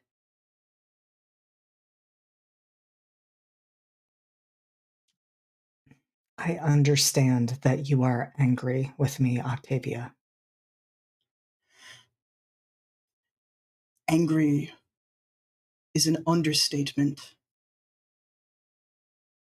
Do you want to know what King Laszlo told me?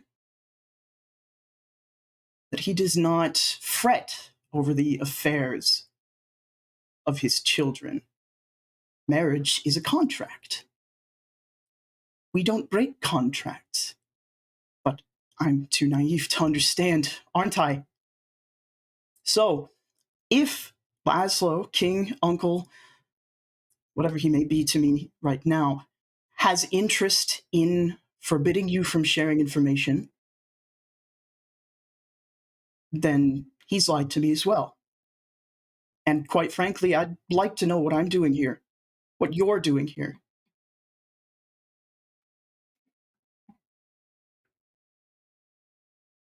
We are both here as emissaries of the court.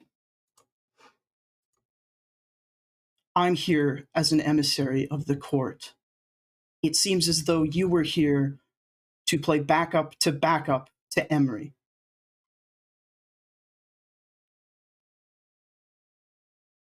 And Helix, for the first time that you have ever known them, looks almost angry.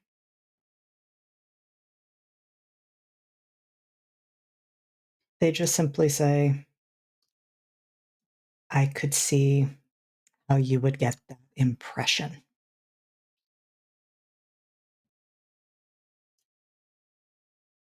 Do you mean how you abandoned me when you found out that Emery had failed their post?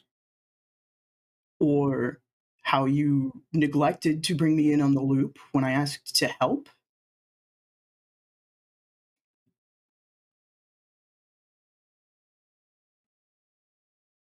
I did not intend to abandon you, Octavia. Whatever else you might think, your training and education and you yourself do mean something to me.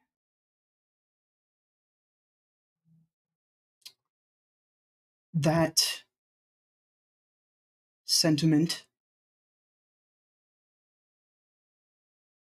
would not have required proving a few weeks ago.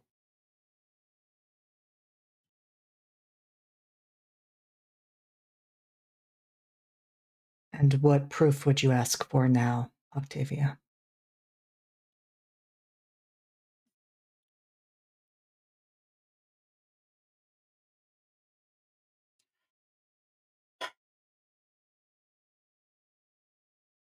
Whatever my uncle has set you on, whatever task you are here to accomplish in terms of completing me or bringing me into the loop, whatever it is you're doing for him or for my cousin, don't.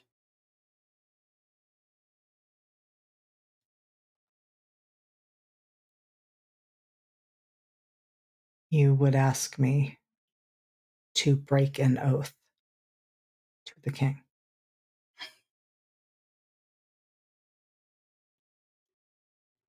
Of course not. But that would be proof.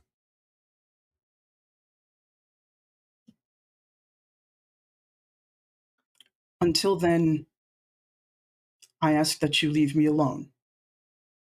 I intend to have a normal season where I don't hunt a killer or hear that everything that my cousin did and tried to get me to do wasn't some elaborate ruse to garner something from the Carewoods. I'd like to have a normal day.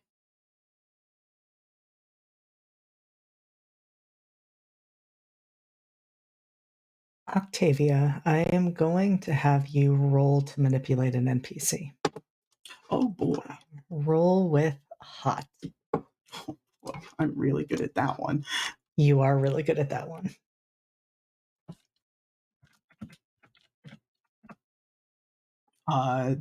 That's a 5 and a 5, plus 2 is 12 total.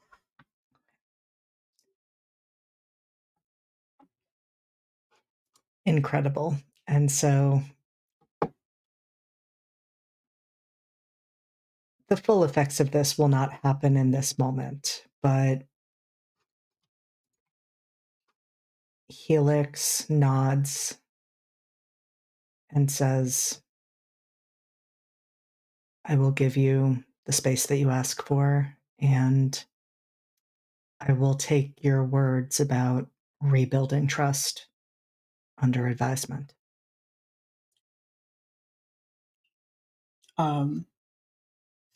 She will sort of nod, and before they can get out of the room, will sort of stop him.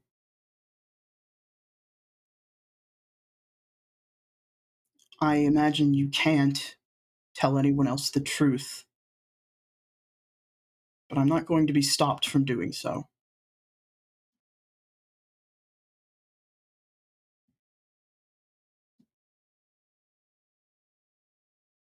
I understand that I cannot stop you from doing that, Octavia.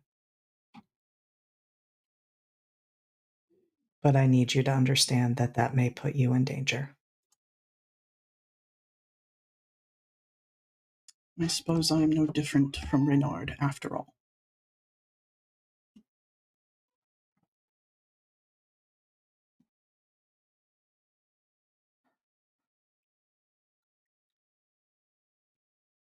And Helix takes that in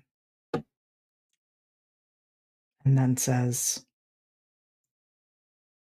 I know I can only prove this through action, but I will not let what happened to him happen to you.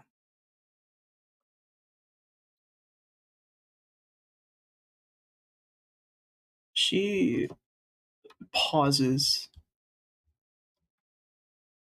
but does not say anything.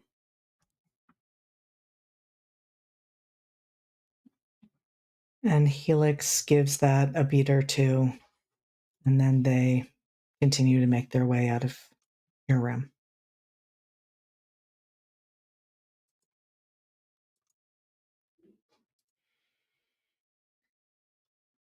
And with that, we're going to pan over to Rhiannon.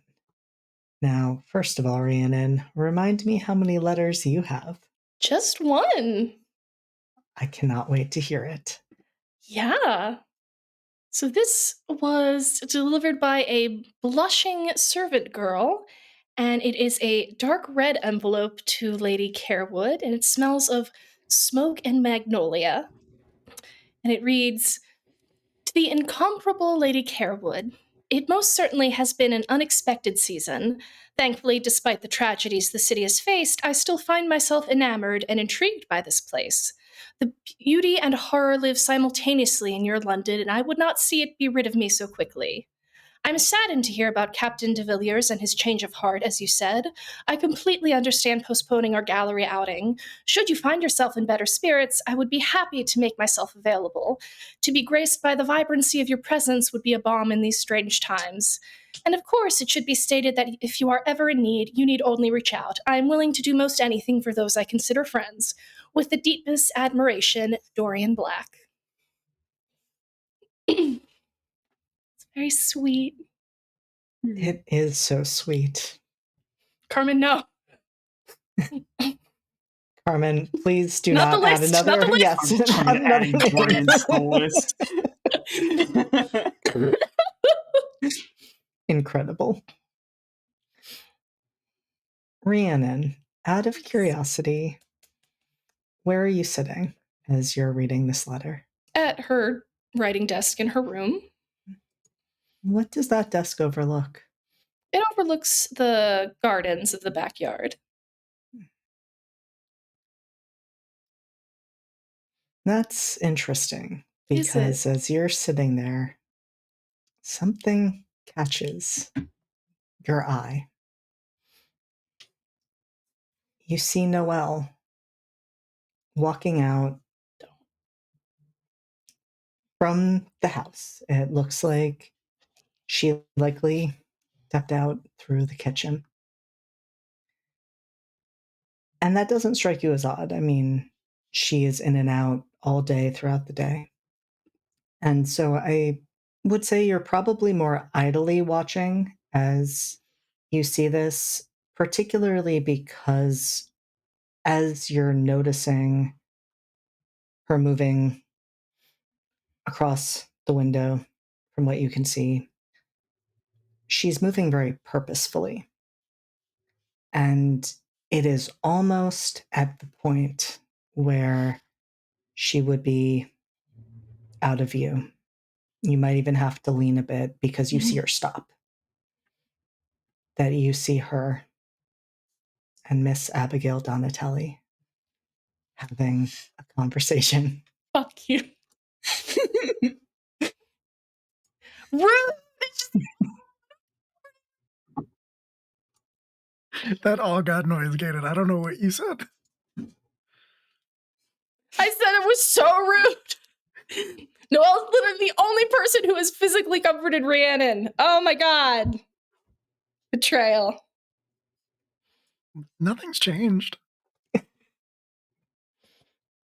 Does it look like they're exchanging anything? Like, how long do they talk for? What are your thoughts on that, Abigail? I think it's pretty They're quick. kissing. Yeah, we're smooching. They're kissing, bro. Yep.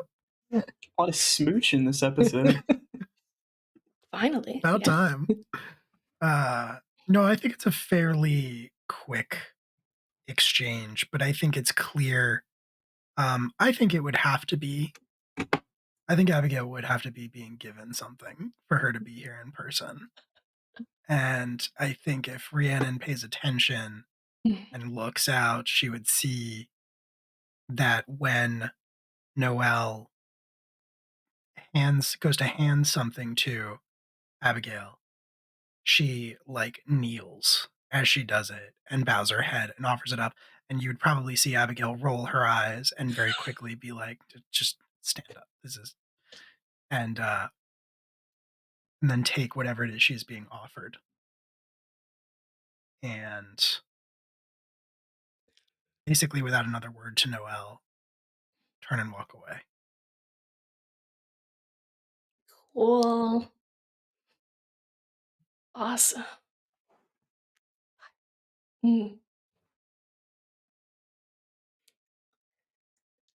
How's Rhiannon doing?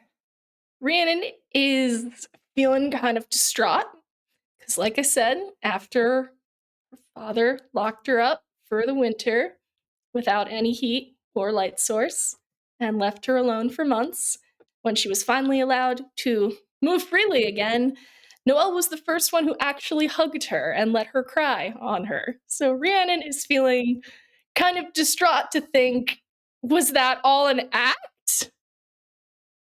Is it me you're spying on? Is it my father? Why wouldn't you tell me? If it was my father, you would have told me, right?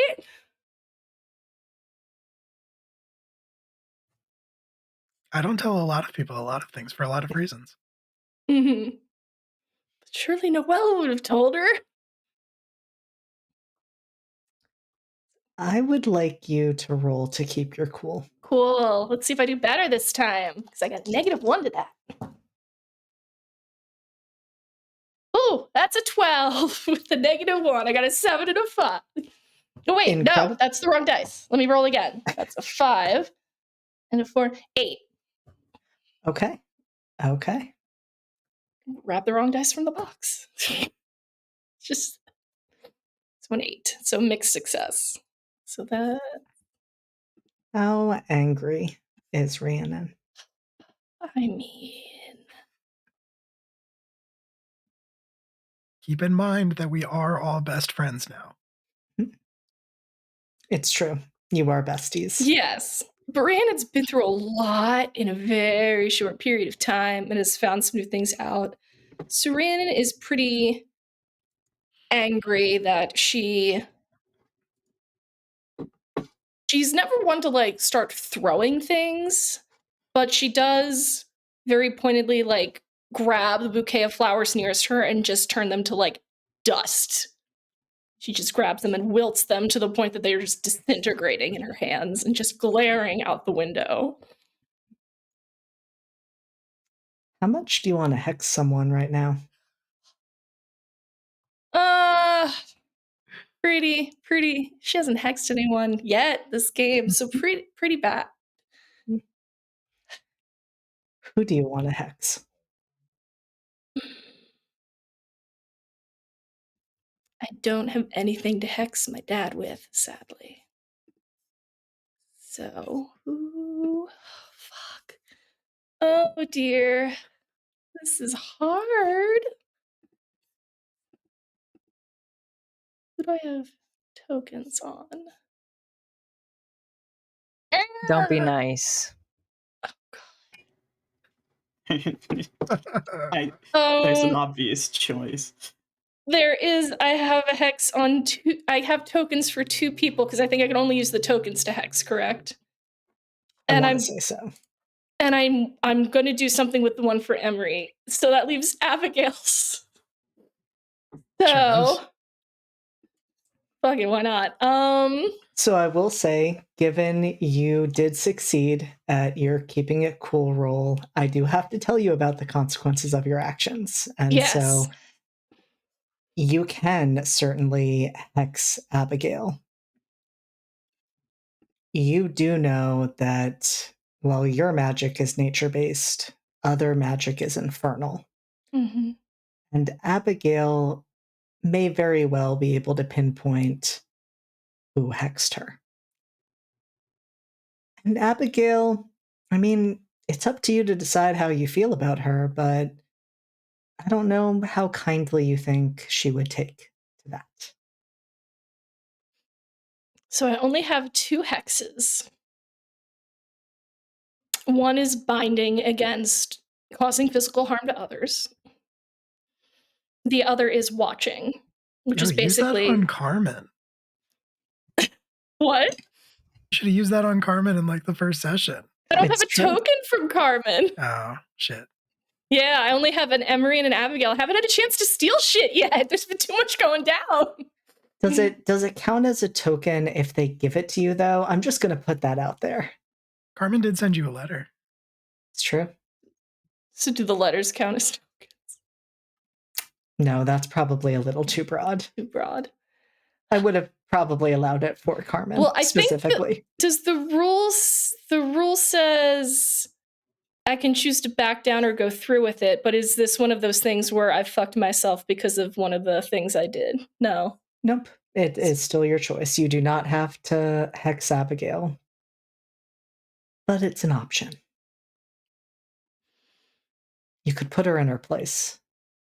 You could show her that you're not to be messed with. You could make her respect you. No, I couldn't, honestly. But you know what? What's the feral option? I'm going to hex Abigail. I'm going to do watching. I'm going to do a little spying. So you can tell me what moment I spy on. Mm-hmm. All right. Interesting. Are you going to hex her immediately, or are you, given that it will be a moment in time, wanting to wait until later in the Wait day? until later, because she's just on the road right now, or in her carriage. Okay. We're going to come back to this in a few moments. I got 2 hexes I want to do, because I told you I wanted to do that one for Emery. Yep. We're going to come back for the hexing. Fuck. We're going to jump ahead in time just a little bit. And we're going to find ourselves in a familiar graveyard, to one that one of our characters started in. And so, with that, where do we find Carmen as he waits for an arrival of a certain person? Carmen is wearing all black, as he has most of the season. And he's wearing a cloak, with like a hooded cloak to at least somewhat protect his identity. Though it's fairly clear. I don't think most people would be around in a graveyard at night. But he's kind of playing into it a little bit. And I think he's standing in front of Damien's gravestone. And he has one hand resting on it and is kind of just like stroking it, kind of almost brushing away any sort of debris that might be on it if it hasn't been cleaned in a couple of days.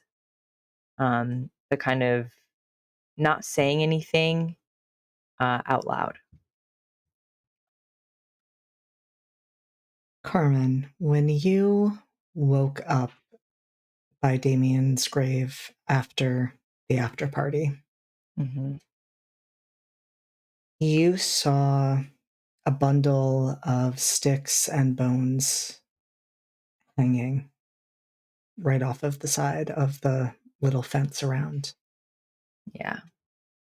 You now see that there are 3 of those items hanging there as though they've been systematically added to. Do I recognize them? Like, do I recognize that type of gift or decoration? You get the sense that it could be magical in nature. It seems like the type of items or objects that would be used by a witch, but you don't know specifically what it might mean or what it might be there for. I think Carmen might take one. Um, Damien was a beloved member of society. I think a lot of people, at least maybe not loved Damien, but definitely saw Damien as like this like shining star. So it wouldn't be unsurprising to see gifts at his gravestone. But usually like flowers or notes or something like that, if anything. This is a little bit different, and now that there's like if it was just one before, I feel like he wouldn't really think too much of it, but now that there's three, um it's a little bit strange. So I think he's going to take one to look at later. So before you can do that, Okay. as you're reaching out, Yeah. you as much as feel as hear Mm-hmm. Damien say, "Don't." And the voice seems to echo. And you realize in a moment that is because Damien was not the only one who spoke in that instance, as there is a figure walking towards you. He has a piece of paper in his pocket that he has been folding and unfolding ever since it arrived that morning, that is covered in handwriting that oscillates rather wildly between your own and your brother's attempts to write. And that note says, "Dearest Isaac, I fear things are progressing quicker than expected this season, and in ways I could not have predicted. I was hoping to solve the mystery of Damien's murder before telling you the truth, but with spilt blood, I do not wish to hold back any longer. You have proven your loyalty and love to my brother despite your parents' demands, and I admire your resolve within the hunger of the ton. You must have known I did not intend to keep this from you forever, but trust is a web that takes time to reweave.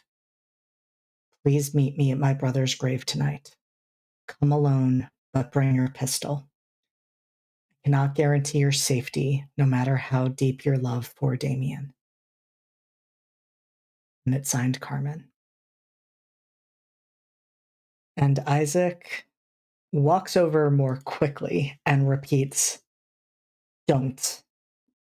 I wouldn't touch that if I were you, Carmen." What are they? They are protective wards. Did you leave them here? Yes. I didn't think you were one to dabble with magic. There's a lot of things, Carmen, that you don't know about me. There's some things you don't know about me as well. And I plan to rectify that tonight. Did you bring your pistol? I did, though I'm confused as to. I mean, I suppose I should not be confused with what just happened to Prince Reynard. I know everybody is all the more cautious.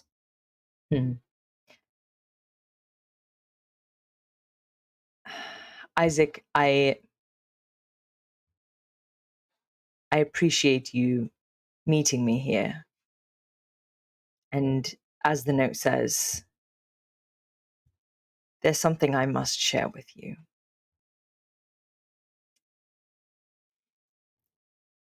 Before that, if you don't mind, for your own safety. And I think Carmen walks over and just kind of like lifts the pistol from Isaac's hand and just like points it at himself and just says, let's keep an arm's distance. Carmen, I'm not going to shoot you. You may not have a choice. There is always a choice.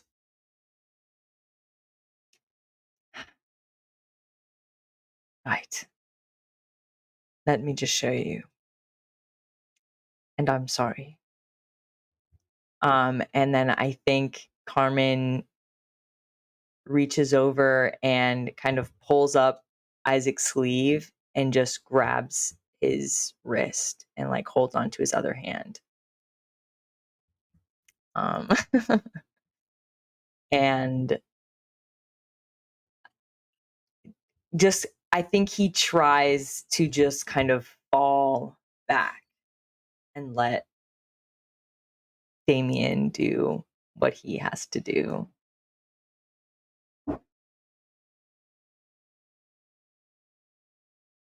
And Damien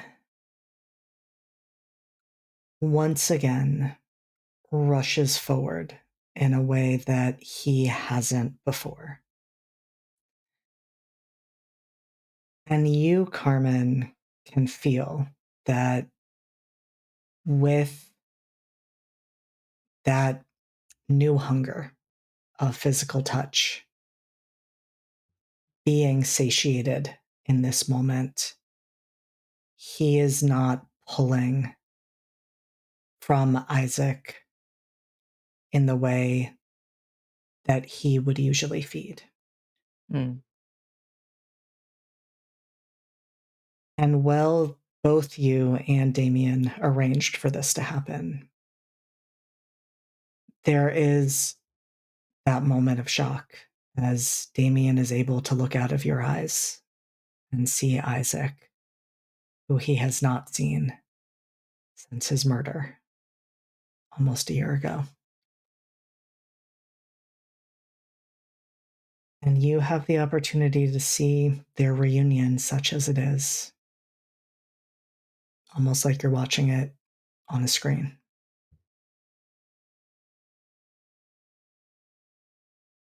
Isaac recognizes Damien's eyes, or at least eye immediately.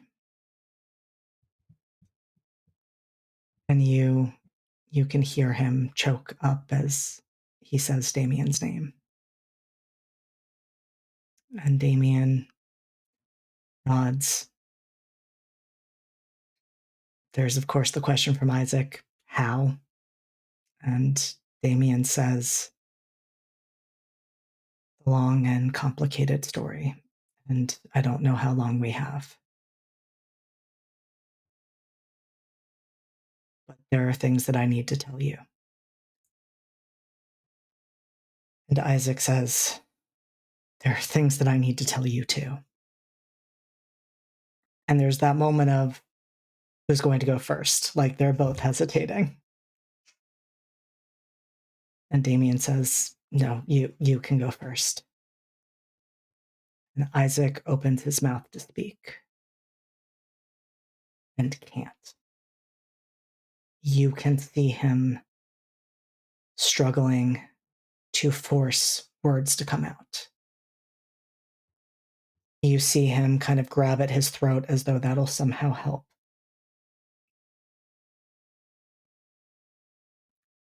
And then he shakes his head and says,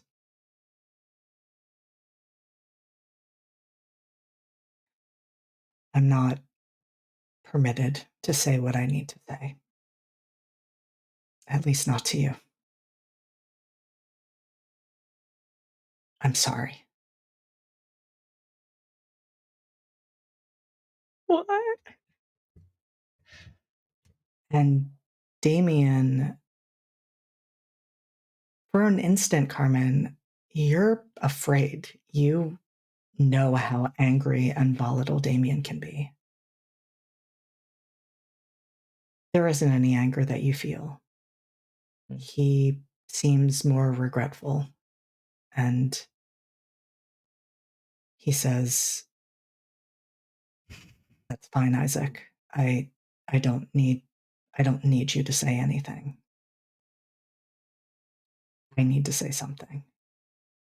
And if you can't, I can still say what I came here to say."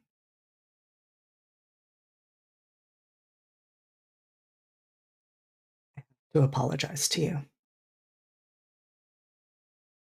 I loved you. I still do. And I also loved and love someone else.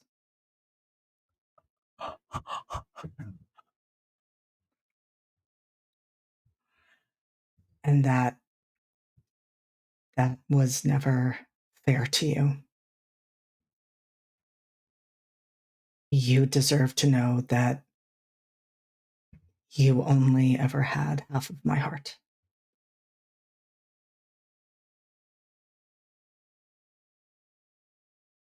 And Isaac just smiles sadly and says, I know that, Damien. I always knew that. And I never faulted you for that. It never made me love you any less.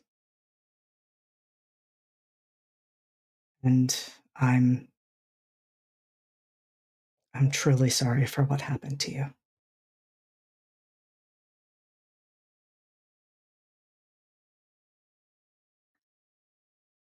And it's at that moment that you feel the hunger starting to shift. And you feel that draw that you have felt so many times before, Carmen.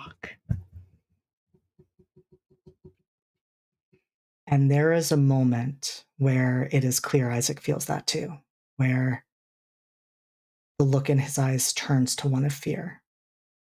He does not move his finger any closer to the trigger. Damn it, Isaac.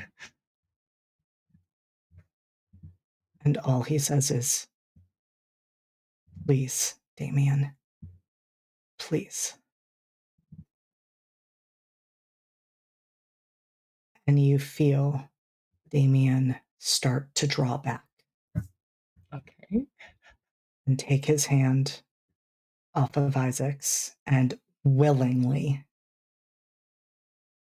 go back inside to let you take back control, Carmen.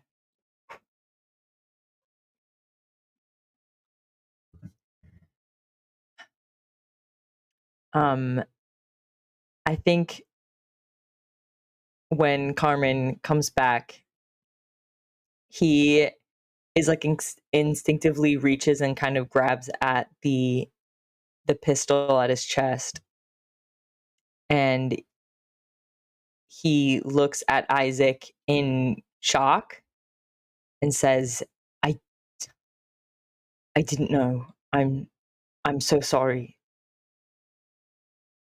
I didn't know any of this.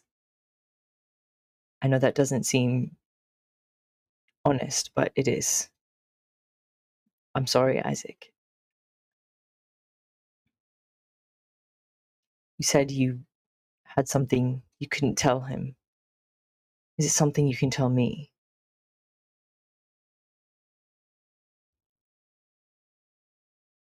Isaac takes a deep breath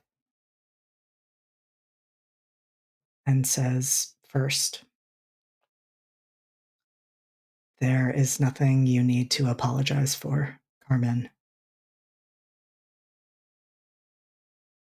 Your brother made his own choices, and like I said, I never hated him or resented him for those. I want to tell you. I need to tell you Carmen, there's a reason I've kept my distance from you. I should have kept my distance from your brother. And that is about as far as he's able to get before, once again, no more words can come out." This is magic. This is who's done this to you?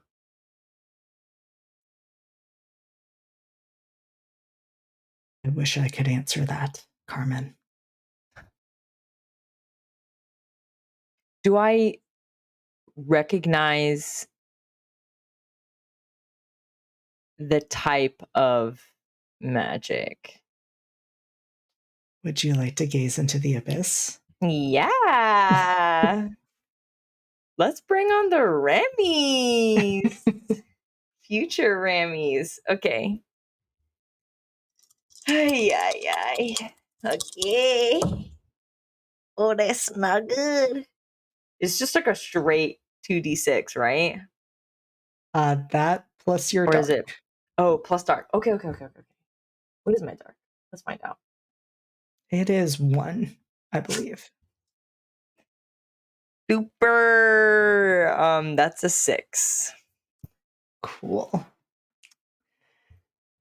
And so you try to lean into the hunger, that void inside of you that your brother resides in and you sometimes reside in when you switch places. And you find yourself right back in that memory you found yourself in the last time. Watching yourself die from your brother's perspective.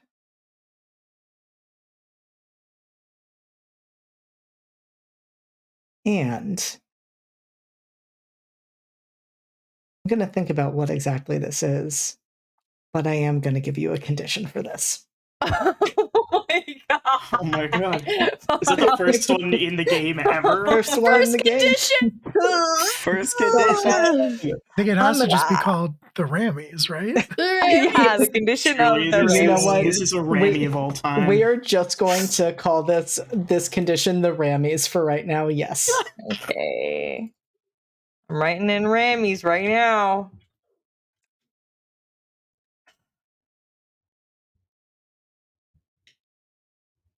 It's fine. It's It's totally good. fine. Everything's super fine. Yeah. In that moment, you don't know if it's what you just attempted to do or another factor, but Isaac looks unsettled and says, "Carmen, I know there is a lot more that we need to talk about, but..." And he kind of looks over his shoulder and then back at you and says, "I need to go, and I do not think you should stay out here yourself."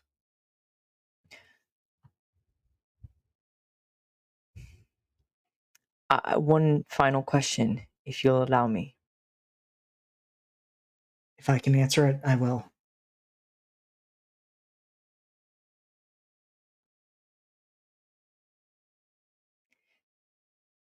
Does Abraham have anything to do with this?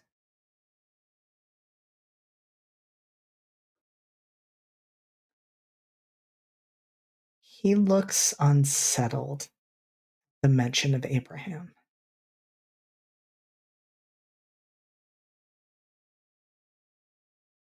And says, "I don't think we have enough time for me to answer that."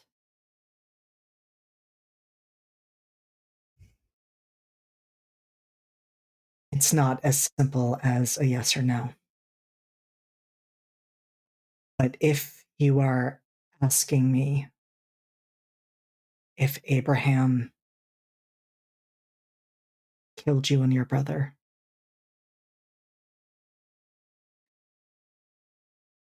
and once again, he seems to get stuck, I like and that. he cannot answer.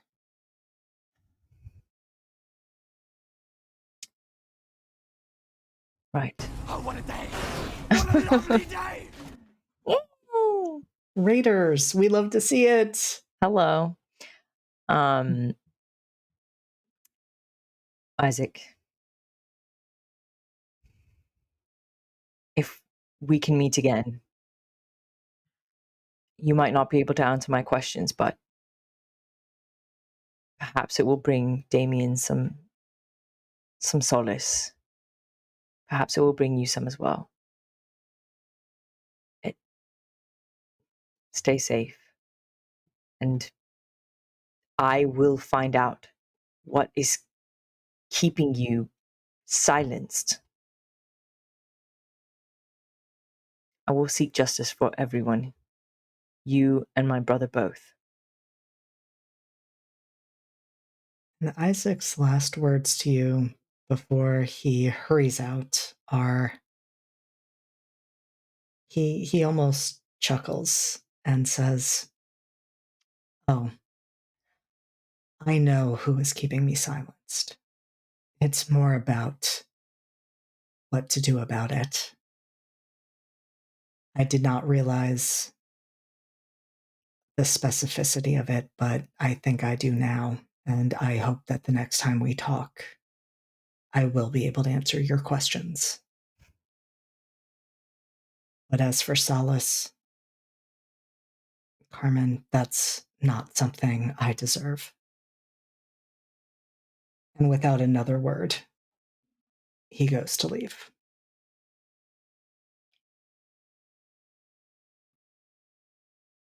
Okay. I think Carmen lets him leave. And then I think he spends a little bit more time by the grave. I really want to take one of those things. I won't, but can I look at them any further, or maybe I should just leave? You can look at them further. Okay. Yeah. You could even make notes on them if you have Cool, anything to write yeah. with. Yeah. Draw them, sketch Sick. them. You know a witch who might know what they Absolutely. are. Do know a witch. I think I don't think Carmen specifically brought a notepad and paper, but he at least has he always has little bits of parchment if he needs to slip notes to someone. So I think he just with the little piece that he has, just quickly does a horrible sketch and some light notes, and then looks over his shoulder and heads off. Speaking. Holy shit. Remember when we were going to go to the palace tonight? That place. Maybe, Right? maybe You're we'll right. still get there. Who knows? See, go to midnight, go to Please. palace. Begging. Speaking of our witch, we had a hex. I have 2 hexes I want to do. We'll see if you have time for them both. Well, I gotta roll to see if I do them first. Mm-hmm. Do you want me to roll for both now or start with I want one? you to start with one. Tell me who you want to hex first. I want to do Abigail first. Fuck it. Everybody All does. Oh my god. I walked into that one. Okay, hex. I think that's rolling with dark. It is. Good, that's Yep. my best stat, ironically enough. Okay. That is a +2. Okay.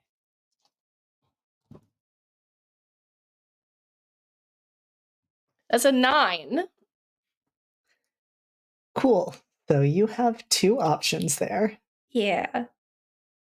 The casting works, but does you 1 harm, or it has a weird side effect and triggers your darkest self. I'm gonna take the harm. Okay.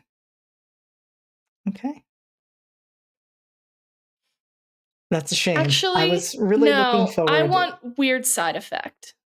Yes, you do. Yes, you Yes, do. I do. We've got Feral one choices. session. Third. We've Let's got one fucking session go. after this. Let's fucking Let's go. No, I'm not go. gonna be safe. You were gonna fuck me up one way or another. Let's go. Let's go. Continue this spiral she's on. Let's absolutely fucking I was go. going to call you out on that. Like, You were, and then I was like, no, I gotta follow the rules. Keep the game feral. Give me a weird side effect. okay. And we're activating your darkest self too. So that is What? happening. Yep. I thought that was not the same Nope. option. It's the same option. No, I think it's 3, isn't it? Says We love to see it. we love Let's to see go. it. Let's go We with darkest actually self. love to We see love it. it, actually. We love it. so- Oh shit! We love to see it. Oh, this is gonna be a great time to go to the palace. Fuck me. First darkest self. It needed to happen at some point. This tracks for her downward spiral. Hey, she snapped. She snapped. We thought it was going to be Octavia. We thought it was going to be Octavia. Rhiannon. She's been under a lot of stress. To be fair, I think Carmen is laying in bed is like, ooh, something's happening. Something hot's happening. I'm here for it. Like, Someone's why am I getting just like raised my and they aren't heart with is me. pounding? I am very excited about this. This is a great way for me to go to the palace. We have to go to It's the fine. palace now. Oh, you're going to the palace. Let's go to London. Get me to that palace. See what else Okay, I I don't fuck want up to in go anymore. I London. don't like the way you said that. I'm scared. What happens?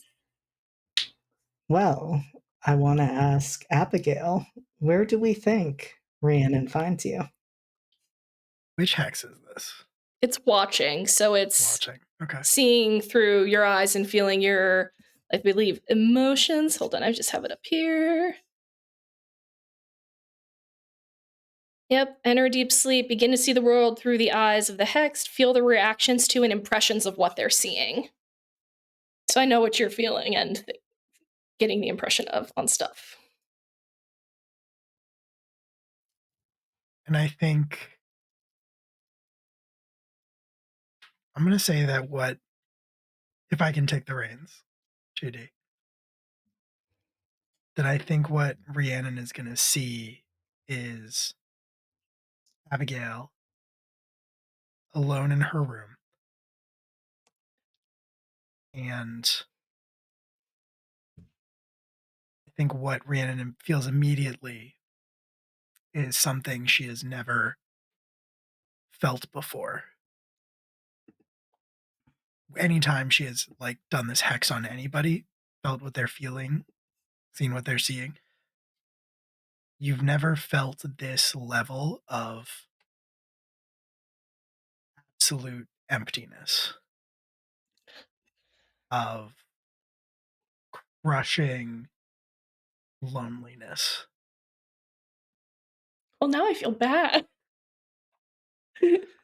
And she is looking at on her desk, she has a bunch of letters spread out. Some of them are clearly the same type that Dorian has written her. And next to them is the necklace that she received earlier tonight from Dorian. Next to that, there is a black rose.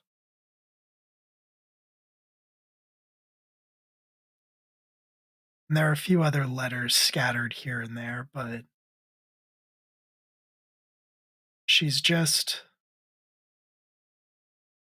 sitting there like she does every night, trying to make herself feel something. Jesus.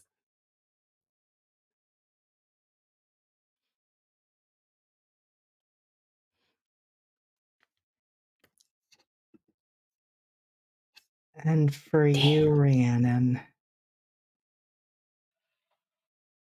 you feel that emptiness and that loneliness. And it reminds you of your months in isolation. I was just about to say that. It reminds her of winter. That she spent alone in the cold and the dark. But this is even worse. There is something fundamentally missing from Abigail. Oh.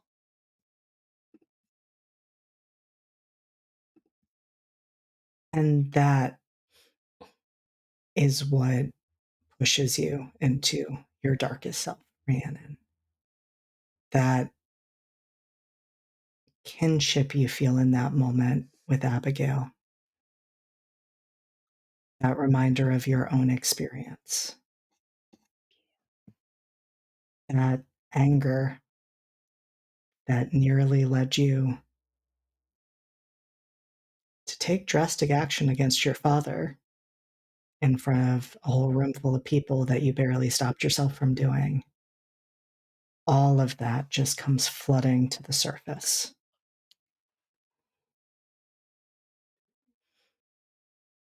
And you are angry not just on your own behalf, but also on the behalf of Carmen, of Abigail, even of Octavia. And you are no longer willing to stand back and watch those who have been in power treat you the way they have been treating each of you.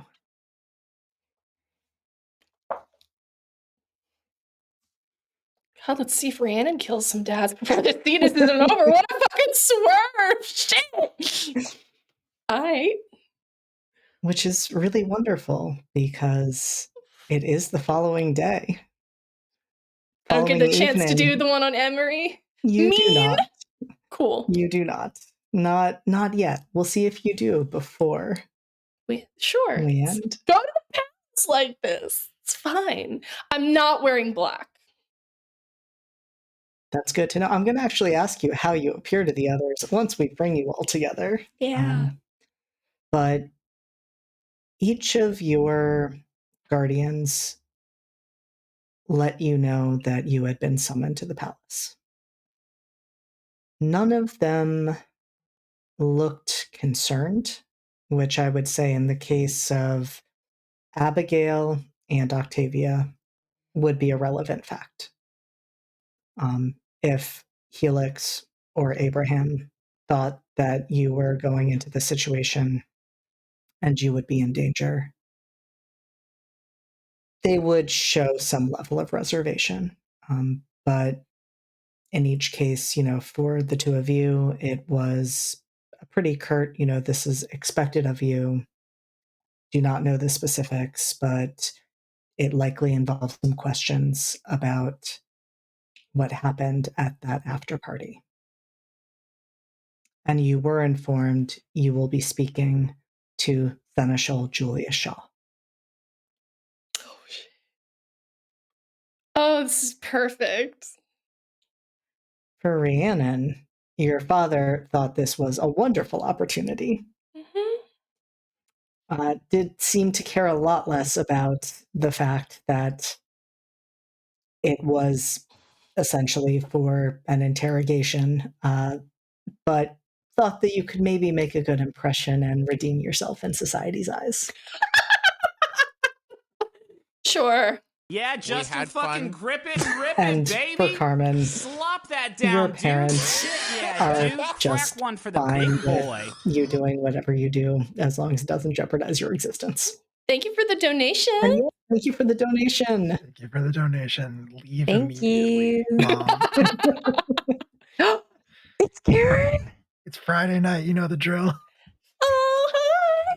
Yeah. Stay a while. Do Don't be not. shy. Do not. Hi, Will's mom. We love to see it. It's This fine, is the Will. one. It's fine. This is the one she's not allowed to watch.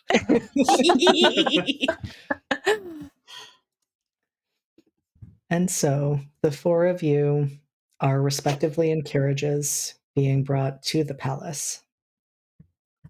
Before you arrive, are there any... Don't say this in a dark way. I am not leading Oh, you to your God. death. I'm already Okay. Before you step out of the carriage, Any or as last you're in words? transit, are there any final thoughts that you are having God. before you step inside? Shit, you were joking. like this. Final thoughts to ourselves? To yourselves. Okay. I mean, that's a little complicated when it comes to you, Carmen, but What a weird Yeah. question. I don't like this shitty. What a weird Just Who wants to go curious. first? I'm not asking you to make, your final recording. It's fine. I Go ahead. I think because Rihanna is now in her darkest self, is just very much more done with the shit, and it's just like, all right, my reputation is already garbage. Let's just see what happens and what they want and how I can push back on that so we don't keep getting walked on all the time. So we're just gonna go and we're gonna see what I can find out. That is very fair.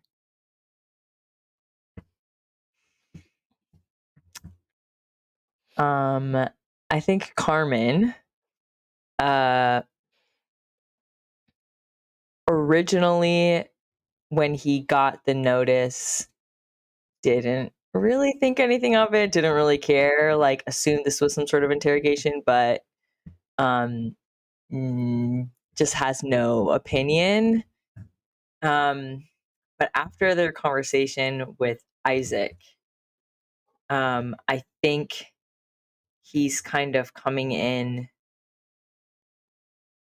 with just very alert and just trying to smell anything sus that's happening within the court or within anyone that attends this this like hearing, I guess. Specifically if he sees Isaac or Isaac's parents or the Connollys, I think he would just try to keep an eye on everyone's reactions to what things are. And I think he also tries to keep an eye out for Rhiannon.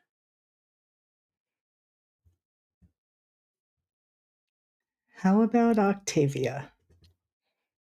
Octavia is very nervous. This is the first time she's been back to the palace since her outing, and this is also she's very nervous that she's going to see Elise because she sent a letter and has not received a reply yet.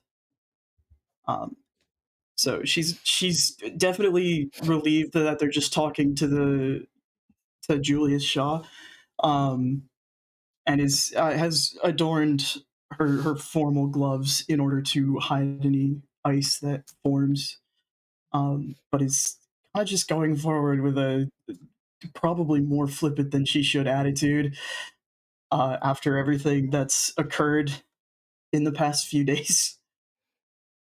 We love to see it. Last but not least, Abigail.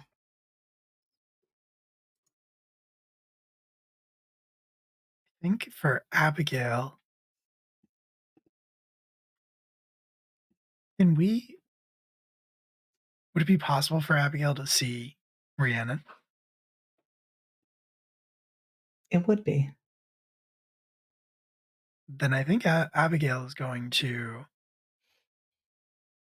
like she always does whenever she sees Rhiannon, kind of smile and make a beeline directly towards her. And walk in with her if she can. And as she does so, she will say, kind of out of the corner of her mouth,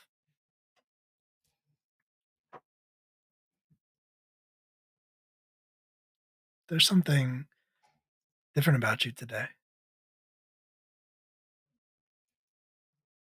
Is If there? someone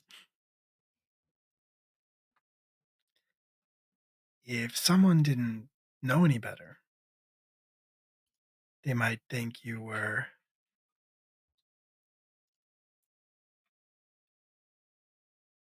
capable of standing up for yourself. I suppose we'll see how the day goes.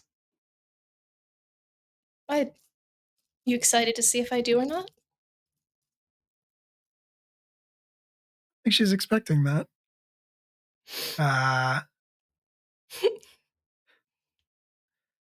She is going to kind of she's going to falter. Abigail's going to falter in her step for just a second. And she's going to look at Rhiannon, but I think her expression is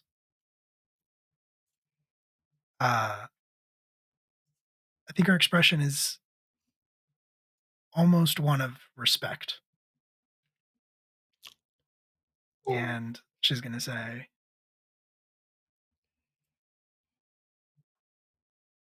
Lady Carewood, did you finally find the charm to summon yourself a backbone? Do you want to check?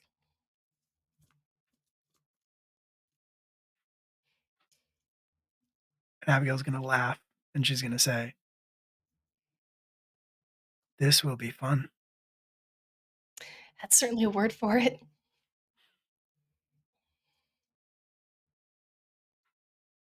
Let's see how far I can tank my reputation today. Let's go. No subtlety. It says not subtle, which is great. Literally, let's go. Yes. We love this for Rhiannon. No subtlety. We love this. Incredible. This She deserves to snap. She deserves to slay. And with that, the four of you are escorted in, and perhaps a bit differently than those going to the Connollys, you don't necessarily know, as you were alluding to, Carmen, that it is just the four of you. You think that this summons likely went out to everyone at the after party. But you realize, as the four of you are brought in together, that no other carriages are arriving and no one else, save for the servants and the staff, appears to be here. And you are brought to the library. You are told that the seneschal will be with you shortly, but for at least a few moments, the four of you have the room to yourselves. What would you like to do? Just like old times.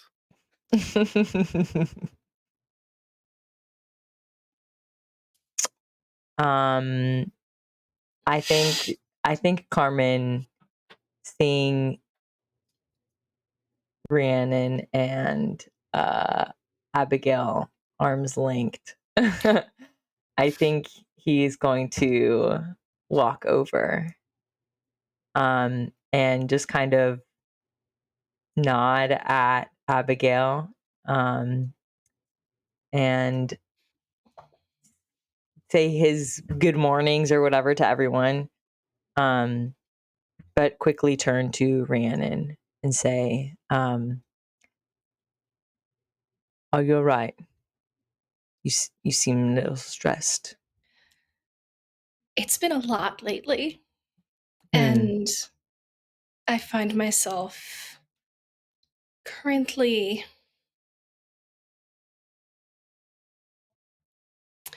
not giving a damn about the consequences, which I will probably regret later, but right now, I could care less. It looks good on you. Does it? Mm-hmm. Well, maybe you'll have to see me like this more often. I would like that. I have to ask, would either of you like to roll to turn someone on? Yeah. There's no subtlety. It's gone. Why not? Rhiannon can roll. I already rolled one of those today. Rhiannon doesn't have to roll. Abigail's already there. That's a 7. All right, so Raph, Hello. you can either give Rhiannon a string, or you give yourself to them.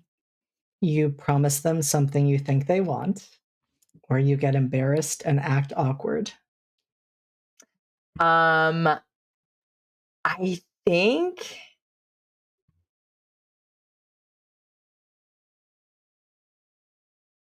I think I'm gonna just give myself to Rhiannon.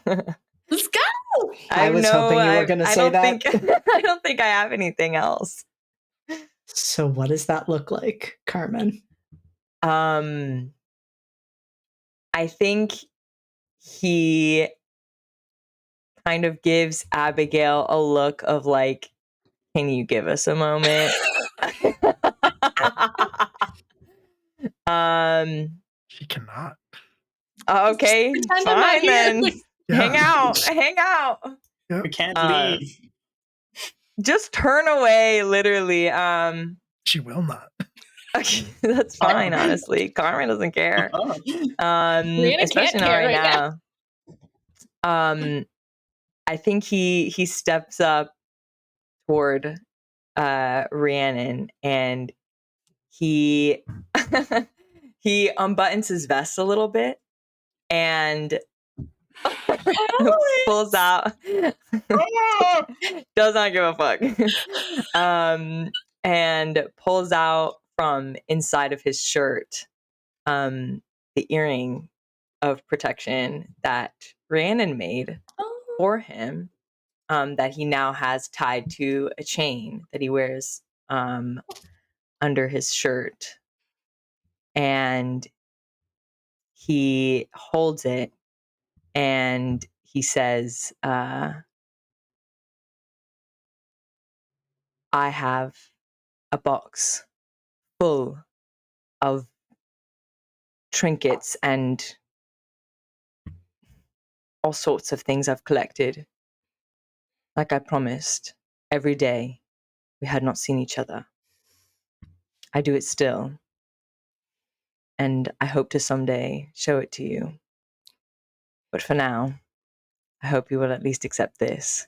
And I think he's just going to lean in and kiss Rhiannon. She blushes with his words, but she's kissing him back. They're gonna get married if anyone wants it. This is scary. Well, I mean, we're not alone. Abigail reaches out and covers Octavia's eyes. I think Octavia shoves her. Don't touch me. I know what. I'm not a child. Yeah. So you, of course, have both activated your intimacy moves. We'll just make note of that. Yep. And I think Rhiannon will take one of the fox gloves she's woven through her hair and just kind of tuck it in the lapel of Carmen's jacket. Incredible. We'll talk about those Rammies later because I'm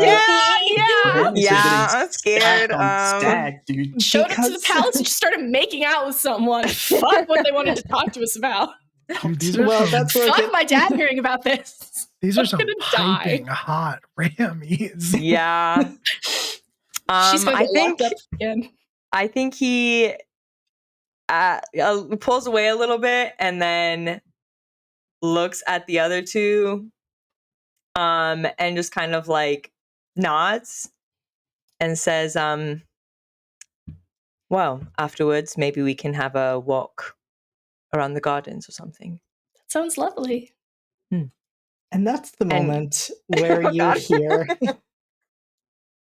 a throat cleared from behind you, and it catches you off guard because bring it. It is not from either of the doors.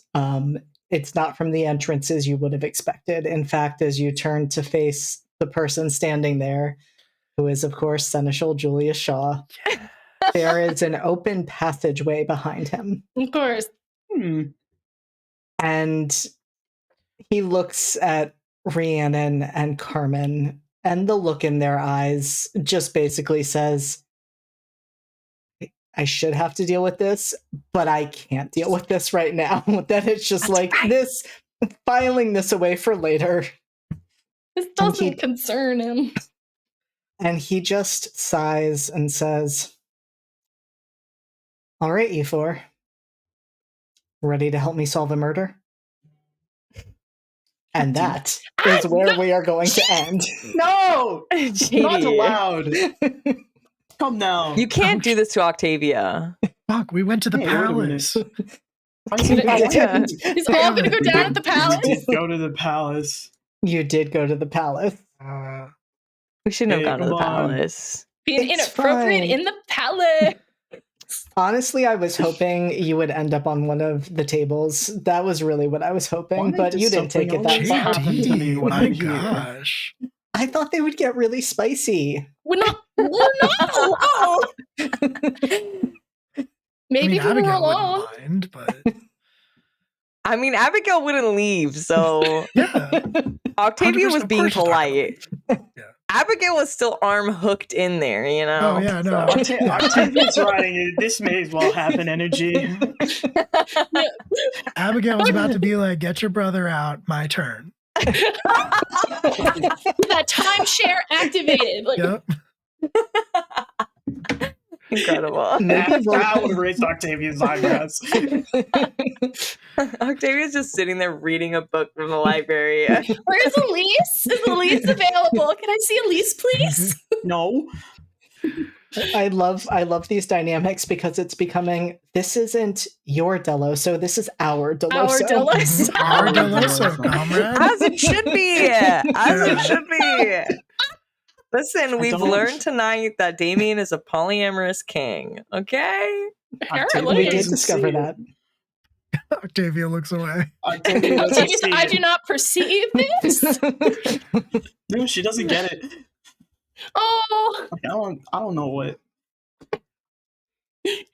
You were learning so much, though, Octavia. Not the things you wanted to learn, though. no. Witness were your gonna solve a murder. I teachers. was going to try to apologize to you. You still can't. No, it's over. Tries to apologize. It's over.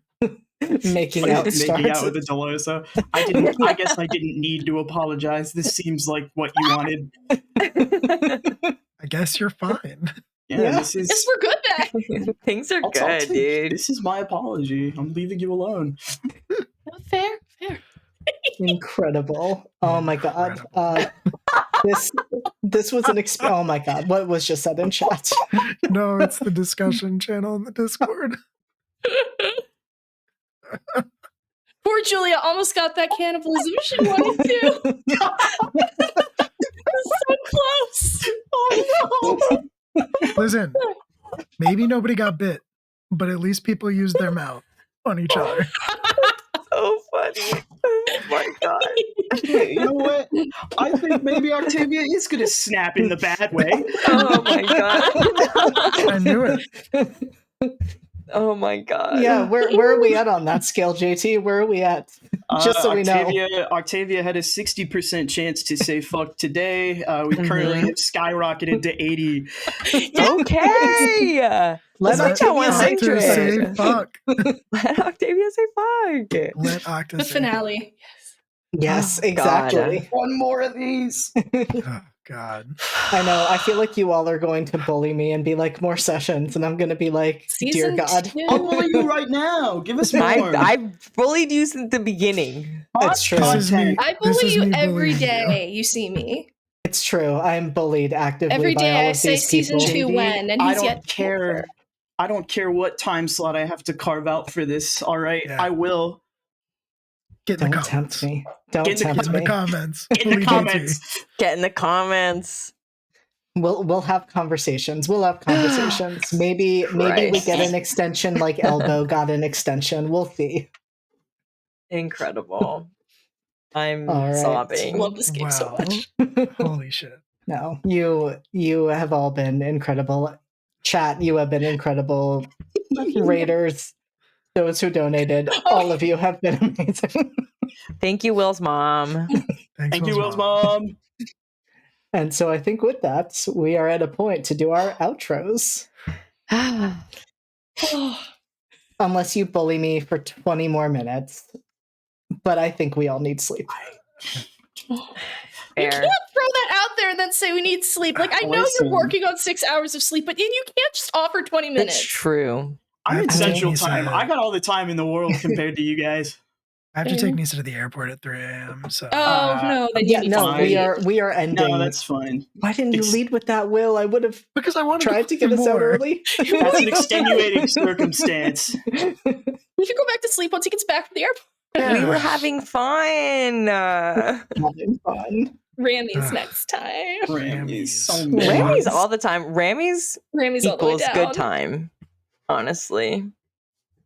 All right, Steph, you had quite the night tonight. Would you like to remind everyone how amazing you are, which you showed already tonight, but also the cool things you're doing? Oh, yes, making me blush. Stop. I'm Stephanie. I've played Rhiannon. She is finally winning at things and not caring about the consequences. Played the witch. You can find me at under the Lavenza, the handle Lavenza on Discord in Live from the Apocalypse, and on Twitter under S Brown Writes. Catch me in more Monsterhearts as we have our maybe final episode, maybe the end of season 1. We'll see. Coming up, Table 2 next week, but you can also catch me in JD's upcoming psychological horror supernatural game that he made, Redacted. That'll be starting soon, so see what we're up with there. All right. Okay, sorry, that's me. I gotta do that. No, that's I'm so as someone all over who the now place. runs tech. Will is I know the verge of feeling, falling asleep. and that is also you, Will. Yeah, I'm next. Hi, what's up? My name is Will. I'm absolutely destroyed with how much fun this was and how good it was. I'm here a lot of the time. I'm one of the storytellers and the organizers here. I do a bunch of things. There's a social media handle at a Will M Scream on pretty much every platform.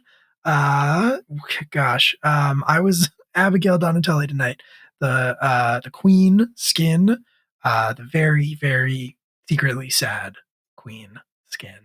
And God, what do we have going on? Sunday night? Yep. Fuck. Nope.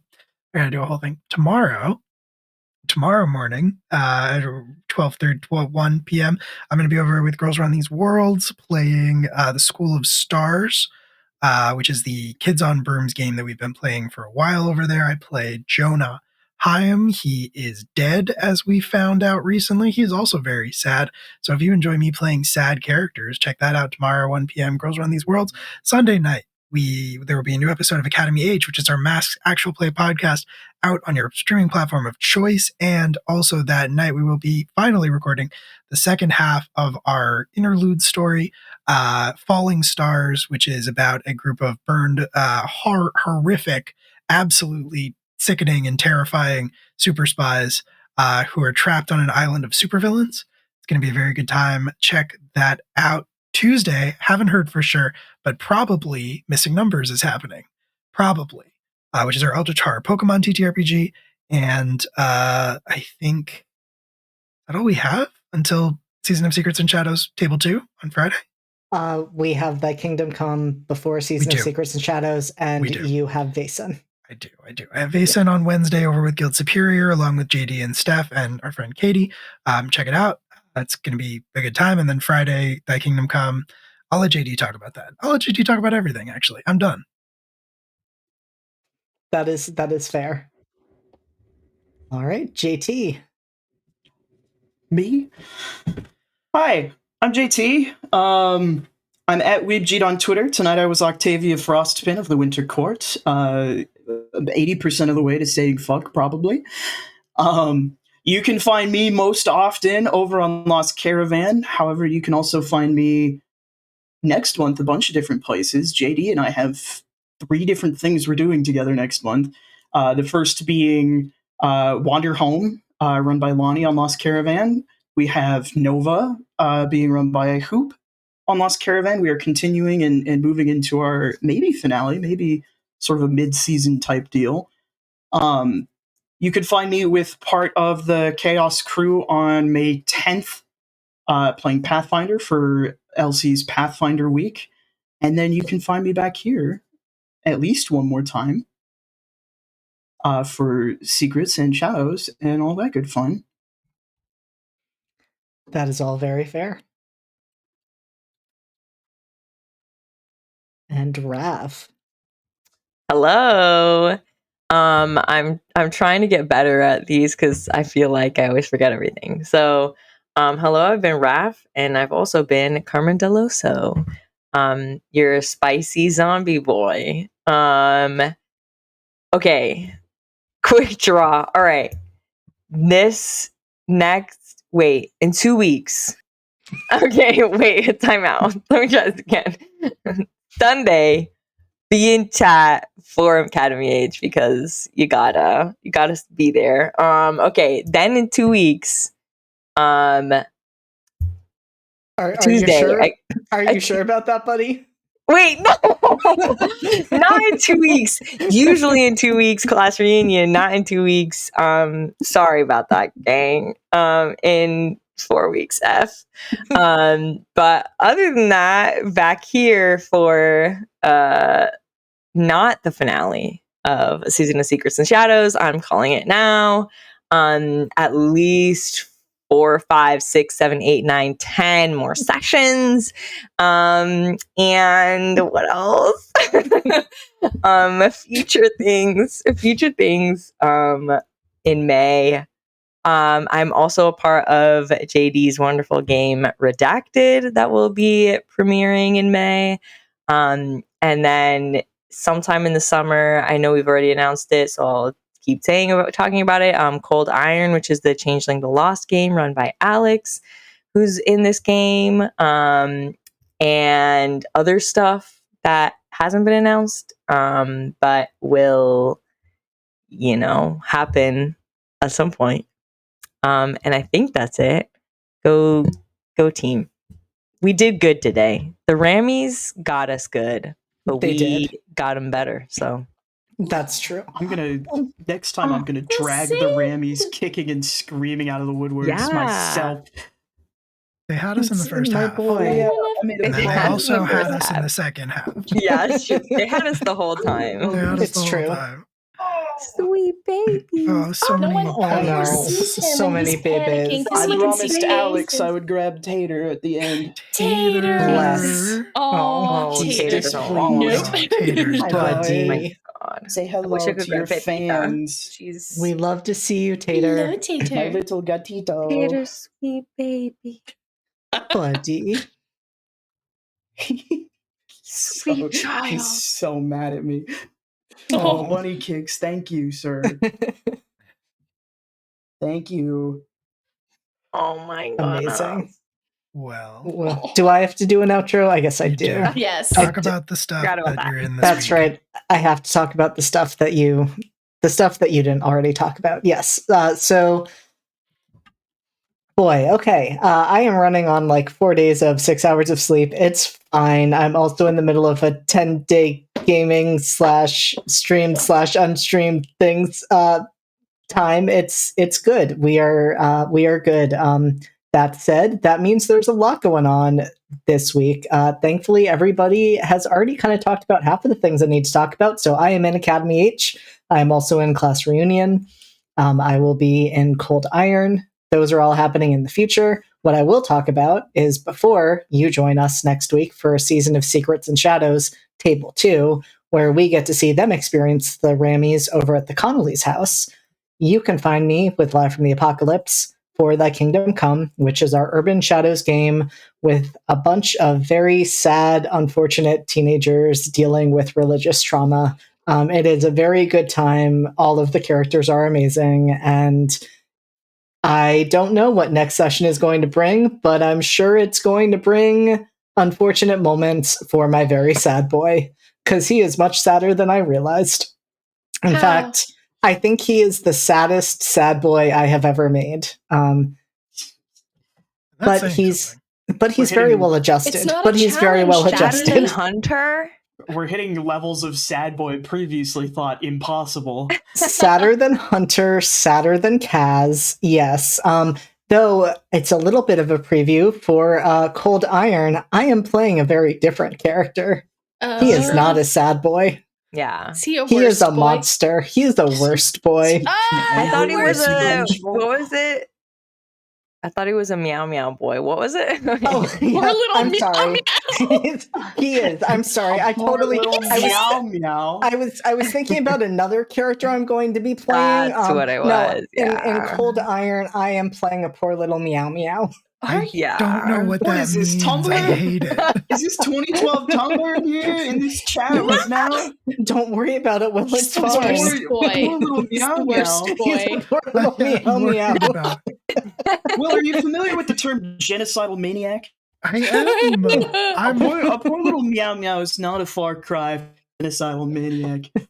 Alex put me in this game, and I am the only good person. You are Oh. making assumptions about Yeah, my character. What do you You said he's a mean? monster. You said I poor was little thinking meow meow. about How my- can that possibly?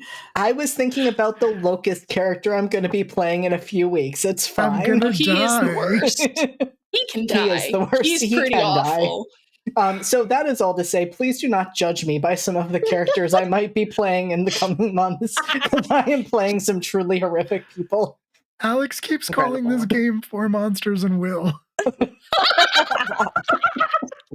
He's not wrong. He's Incredible. really Yeah, not. he's not wrong at all. That's very valid. I'm so sorry. How afraid are you, Will? Scale of 1 to 10. Extremely. You should be. 12. You should 12. Okay. be. Gotta. We are going to let Will get some Anyway. sleep. Yes. Thank you all again, and definitely return for these final question mark sessions of a season of secrets Not and final. shadows. No. Don't go away. We're gonna raid our Oh. friends at Gut Punch RP who are still streaming. If you're not following us on the socials, go ahead and do that, or join the Discord community if you are so inclined. But I think all of that being said, that is going to do it for us tonight. So say goodnight, everybody. Night, everybody. Good night, Good night, everybody. everybody. Good night.